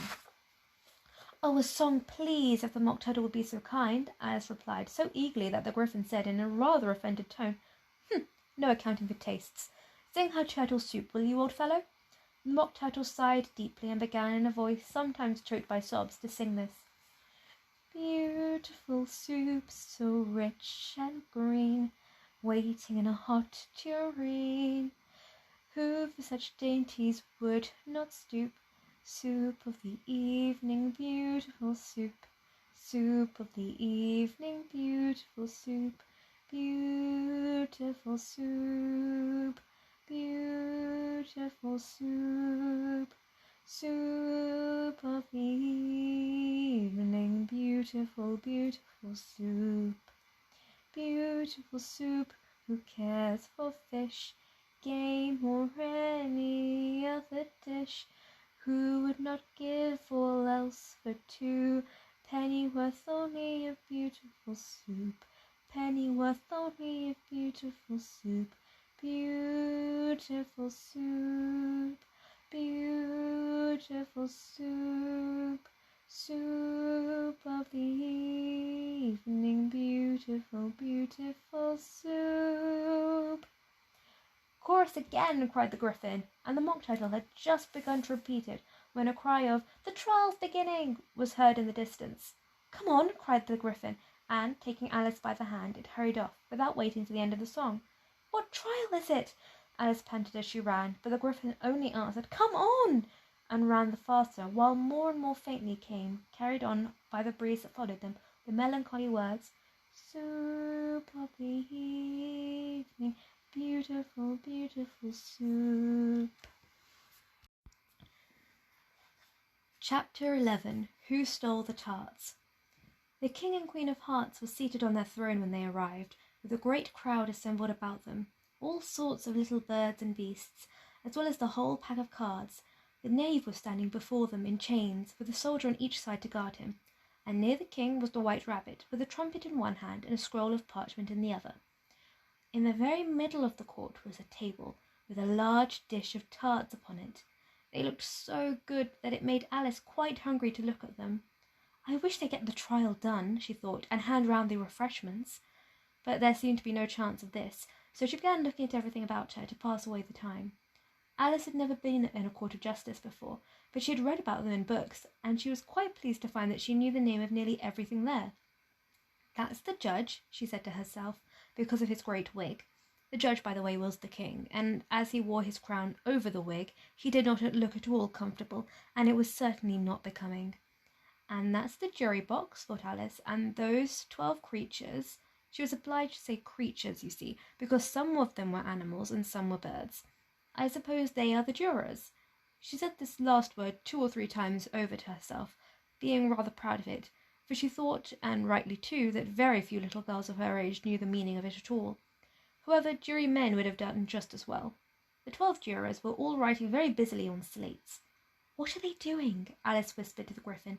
"They can't have anything to put down yet, before the trial's begun." "They're putting down their names," the Gryphon whispered in reply, "for fear they should forget them before the end of the trial." "Stupid things!" Alice began in a loud, indignant voice, but she stopped hastily, for the White Rabbit cried out, "Silence in the court!" And the King put on his spectacles and looked anxiously around to make out who was talking. Alice could see, as well as if she were looking over their shoulders, that all the jurors were writing down stupid things on their slates, and she could even make out that one of them didn't know how to spell stupid, and that he had to ask his neighbour to tell him.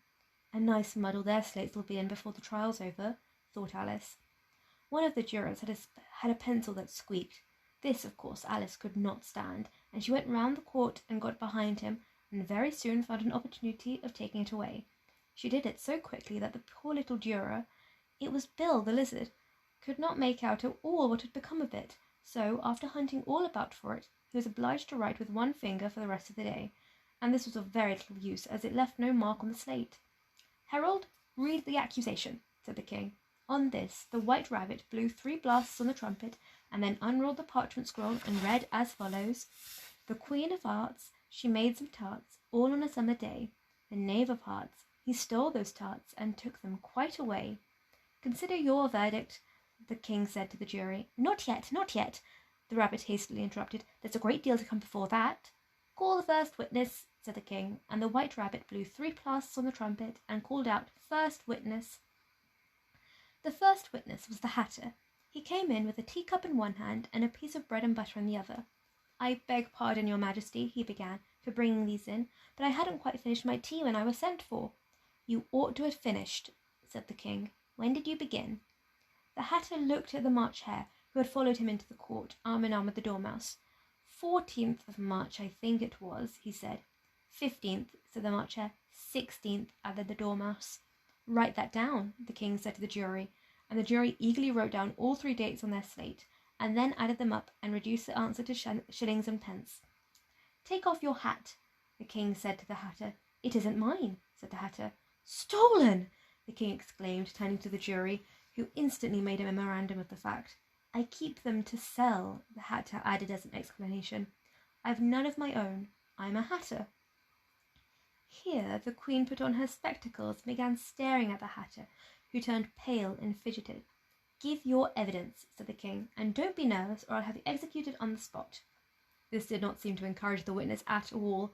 He kept shifting from one foot to the other, looking uneasily at the Queen, and in his confusion he bit a large piece out of his teacup instead of bread and butter. Just at this moment Alice felt a very curious sensation, which puzzled her a good deal until she made out what it was. She was beginning to grow again, and she thought first thought she would get up and leave the court, but on second thoughts, so she decided to remain where she was, as long as there was room for her. "I wish you wouldn't squeeze so," said the Dormouse, who was sitting next to her. "I can hardly breathe." "I can't help it," said Alice very meekly. "I'm growing." "You've no right to grow here," said the Dormouse. "Don't talk nonsense," said Alice more boldly. "You know you're growing too." "Yes, but I grow at a reasonable pace," said the Dormouse, "not in that ridiculous fashion." And he got up very sulkily and crossed over to the other side of the court. All this time the Queen had never left off staring at the Hatter, and, just as the Dormouse crossed the court, she said to one of the officers of the court, "Bring me the list of the singers in the last concert," on which the wretched Hatter trembled so that he shook off both his shoes. "Give your evidence," the King repeated angrily, "or I'll have you executed whether you're nervous or not." I'm a poor man, your Majesty," the Hatter began in a trembling voice, "and I haven't begun my tea, not above a week or so, and what with the bread and butter getting so thin, and the twinkling of the tea—" "The twinkling of the what?" said the King. "It began with the tea," the Hatter replied. "Of course twinkling begins with the tea," said the King sharply. "Do you take me for a dunce? Go on." I'm a poor man," the Hatter went on, "and most things twinkled after that, only the March Hare said—" "I didn't," the March Hare interrupted in a great hurry. "You did," said the Hatter. "I deny it," said the March Hare. "He denies it," said the King. "Leave out that part." "Well, at any rate, the Dormouse said—" The Hatter went on, looking anxiously around to see if he would deny it too, but the Dormouse denied nothing, being fast asleep. After that, continued the Hatter, I cut some more bread and butter. But what did the Dormouse say? Said one of the jurymen asked. That I can't remember, said the Hatter. You must remember, remarked the king, or I'll have you executed. The miserable Hatter dropped his teacup and bread and butter and went down on one knee. I'm a poor man, your majesty, he began. You're a very poor speaker, said the king. Here one of the guinea pigs cheered and was immediately suppressed by the officers of the court. As that is a rather hard word, I will just explain to you how it was done. They had a large canvas bag, which tied up at the mouth with strings. Into this they slipped the guinea pig head first and then sat upon it. I'm glad I've seen that done, thought Alice. I've so often read in the papers at the end of trials there was some attempts at applause which was immediately suppressed by officers of the court, and I never understood what it meant till now. If that's all you know about it, you may stand down, continued the king. I can't go no lower, said the Hatter. I'm on the floor as it is. Then you may sit down, the king replied. Here the other guinea pig cheered and was suppressed. Come, that finished the guinea pigs, thought Alice. Now we shall get on better. I'd rather finish my tea, said the Hatter, with an anxious look at the queen, who was reading the list of singers. You may go, said the king, and the Hatter hurriedly left the court, without even waiting to put his shoes on.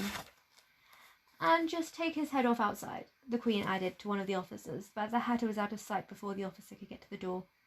Call the next witness, said the king. The next witness was the Duchess's cook. She carried the pepper box in her hand, and Alice guessed who it was before she even got into the court, by the way the people near the door began sneezing all at once. Give your evidence, said the king. Shan't, said the cook. The king looked anxiously at the White Rabbit, who said in a low voice, Your Majesty must cross-examine this witness. Well, if I must, I must, the king said with a melancholy air, and, after folding his arms and frowning at the cook till his eyes were nearly out of sight, he said in a deep voice, What are tarts made of? Pepper, mostly, said the cook. Treacle, said a sleepy voice behind her. Collar that dormouse, the queen shrieked out. The head of that dormouse! Turn that dormouse out of court! Suppress him! Pinch him! Off with his whiskers! For a few minutes the whole court was in confusion, getting the dormouse turned out, and by the time they had settled down again the cook had disappeared. Never mind, said the king with an air of great relief. Call the next witness. And he added in an undertone to the queen, Really, my dear, you must cross-examine the next witness. It quite makes my forehead ache. Alice watched the White Rabbit as he fumbled over the list, feeling quite curious to see what the next witness would be like. For they haven't got much evidence yet, she said to herself. Imagine her surprise when the White Rabbit read out at the top of his shrill little voice the name Alice. Chapter 12. Alice's Evidence. Here, cried Alice, quite forgetting in the flurry of the moment how large she had grown in the last few minutes, and she jumped up in such a hurry that she tipped over the jury box with the edge of her skirt, upsetting all the jurymen on to the heads of the crowd below, and there they lay sprawled about, reminding her very much of a globe of goldfish she had accidentally upset the week before. Oh, I beg your pardon, she exclaimed in a tone of great dismay, and began picking them up again as quickly as she could, for the accident of the goldfish kept running in her head, and she had a vague sort of idea that they must be collected at once and put back in the jury box, or they would die. The trial cannot proceed, said the king in a very grave voice, until all the jurymen are back in their proper places. All, he repeated with great emphasis, looking hard at Alice as he said so. Alice looked at the jury box and saw that, in her haste, she had put the lizard in head downwards, and the poor little thing was waving its tail about in a melancholy way, being quite unable to move. She soon got it out again and put it right. Not that it signifies much, she said to herself. I should think it would be quite as much use in the trial one way up as the other. As soon as the jury had recovered a little from the shock of being upset, and their slates and pencils had been found and handed back to them, they set to work very diligently to write out a history of the accident, all except the lizard, who seemed too much overcome to do anything but sit with its mouth open, gazing up into the roof of the court. What do you know about this business? The king said to Alice. Nothing, said Alice. Nothing whatever? Persisted the king. Nothing whatever, said Alice. That's very important, the king said, turning to the jury. They were just beginning to write this down upon their slates, when the White Rabbit interrupted. Unimportant, your majesty means, of course, he replied in a very respectful tone, but frowning and making faces at him as he said. Unimportant, of course, I meant, the king hastily said, and went on to himself in an undertone. Important, unimportant, unimportant, important, as if he were trying which which words sounded best. Some of the jury wrote down important and some unimportant. Alice could see this as she was near enough to look over their slates, but it doesn't matter a bit, she thought to herself. At this moment the king, who had been for some time busily writing in his notebook, cackled out, "Silence!" and read out from his book, "Rule 42. All persons more than a mile high to leave the court." Everybody looked at Alice. "I'm not a mile high," said Alice. "You are," said the king. "Nearly 2 miles high," added the queen. "Well, I shan't go at any rate," said Alice. "Besides, that's not a regular rule. You invented it just now. It's the oldest rule in the book," said the king. "Then it ought to be number 1, said Alice. The king turned pale and shut his notebook hastily. "Consider your verdict," he said to the jury in a low, trembling voice. "There's more evidence yet to come, it please your majesty," said the White Rabbit, jumping up in a great hurry. "This paper has just been picked up."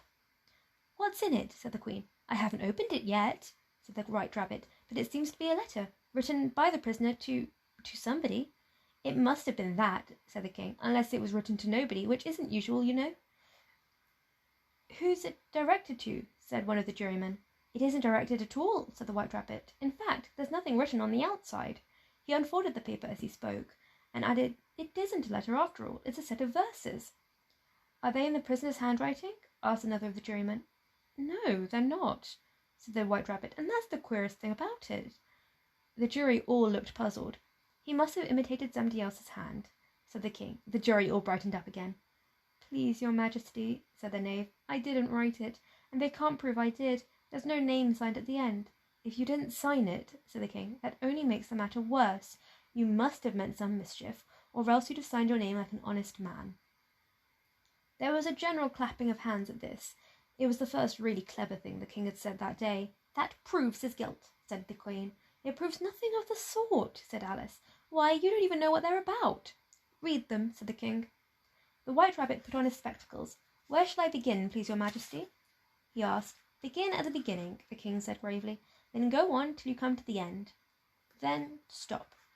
These were the verses the White Rabbit read. "They told me you had been to her, and mentioned me to him. She gave me a good character, but said I could not swim.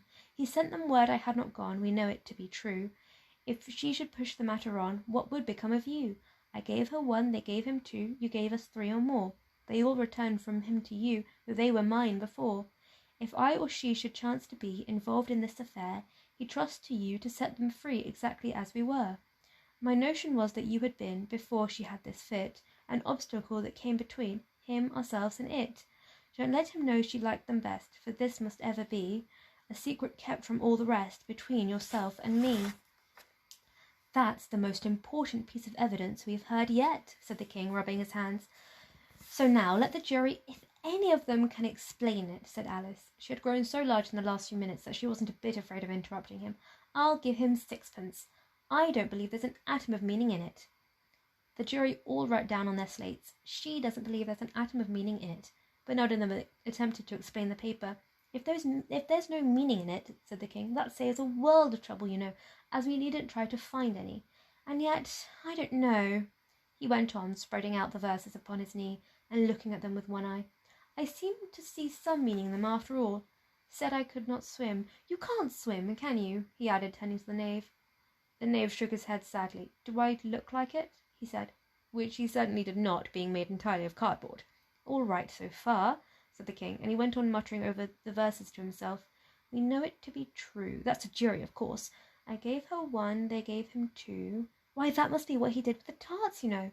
But it goes on, they all returned from him to you," said Alice. "Why, there they are," said the king triumphantly, pointing to the tarts on the table. "Nothing can be clearer than that. Then again, before she had this fit—" "You never had fits, my dear, I think," he said to the queen. "Never," said the queen furiously, throwing an inkstand at the lizard as she spoke. The unfortunate little Bill had left off writing on his slate with one finger, as he found it made no mark, but he now hastily began again, using the ink that was trickling down his face as long as it lasted. "Then the words don't fit you," said the king, looking round the court with a smile. There was a dead silence. "It's a pun," the king added in an offended tone, and everybody laughed. "Let the jury consider their verdict," the king said for about the 20th time that day. No, no, said the Queen. Sentence first, verdict afterwards. Stuff and nonsense, said Alice loudly. The idea of having the sentence first. Hold your tongue, said the Queen, turning purple. I won't, said Alice. Off with her head, the Queen shouted at the top of her voice. Nobody moved. Who cares for you, said Alice. She had grown to her full size by this time. You're nothing but a pack of cards. At this, the whole pack rose up into the air and came flying down upon her. She gave a little scream, half of fright and half of anger, and tried to beat them off, and found herself lying on the bank, with her head in the lap of her sister, who was gently brushing away some dead leaves that had fluttered down from the trees above upon her face. Wake up, Alice dear, said her sister. Why, what a long sleep you've had. Oh, I've had such a curious dream, said Alice, and she told her sister, as well as she could remember, all these strange adventures of hers that you have just been reading about. Well, that you've just been listening to, I suppose. And when she had finished, her sister kissed her and said, It was a curious dream, dear, certainly, but now run into your tea, it's getting late. So Alice got up and ran off, thinking while she ran, as well she might, what a wonderful dream it had been. But her sister sat still just as she left her, leaning her head on her hand, watching the setting sun, and thinking of little Alice and all of her wonderful adventures, till she too began dreaming after a fashion, and this was her dream. First, she dreamed of little Alice herself, and once again the tiny hands were clasped upon her knee, and the bright, eager eyes were looking up into hers. She could hear the very tones of her voice, and see that queer little toss of her head to keep back the wandering hair that would always get into her eyes. And still as she listened, or seemed to listen, the whole place around her became alive with the strange creatures of her little sister's dream. The long grass rustled at her feet as the white rabbit hurried by. The frightened mouse splashed his way through the neighbouring pool. She could hear the rattle of the teacups as the March Hare's friends shared their never-ending meal, and the shrill voice of the Queen ordering off her unfortunate guests to execution. Once more the pig baby was sneezing on the Duchess's knee, while plates and dishes crashed round it. Once more the shriek of the griffin, the squeaking of the lizard's slate pencil, and the choking of the suppressed guinea pigs filled the air, mixed up with the distant sobs of the miserable mock turtle. So she sat on with closed eyes, and half believed herself in Wonderland, though she knew she had but to open them again, and all would change to dull reality. The grass would only be rustling in the wind, and the pool rippling to the waving of the reeds. The rattling teacups would change to tinkling sheep bells, and the Queen's shrill cries to the voice of the shepherd boy, and the sneeze of the baby, the shriek of the griffin, and all the other queer noises would change, she knew, to the confused clamour of the busy farmyard, while the lowing of the cattle in the distance would take the place of the mock turtle's heavy sobs. Lastly, she pictured to herself how the same little sister of hers would, in the aftertime, be herself a grown woman, and how she would keep, through all her riper years, the simple and loving heart of her childhood, and how she would gather about her other little children and make their eyes bright and eager with many a strange tale, perhaps even with the dream of Wonderland of long ago, and how she would feel with all their simple sorrows and find a pleasure in all their simple joys, remembering her own child life and the happy summer days.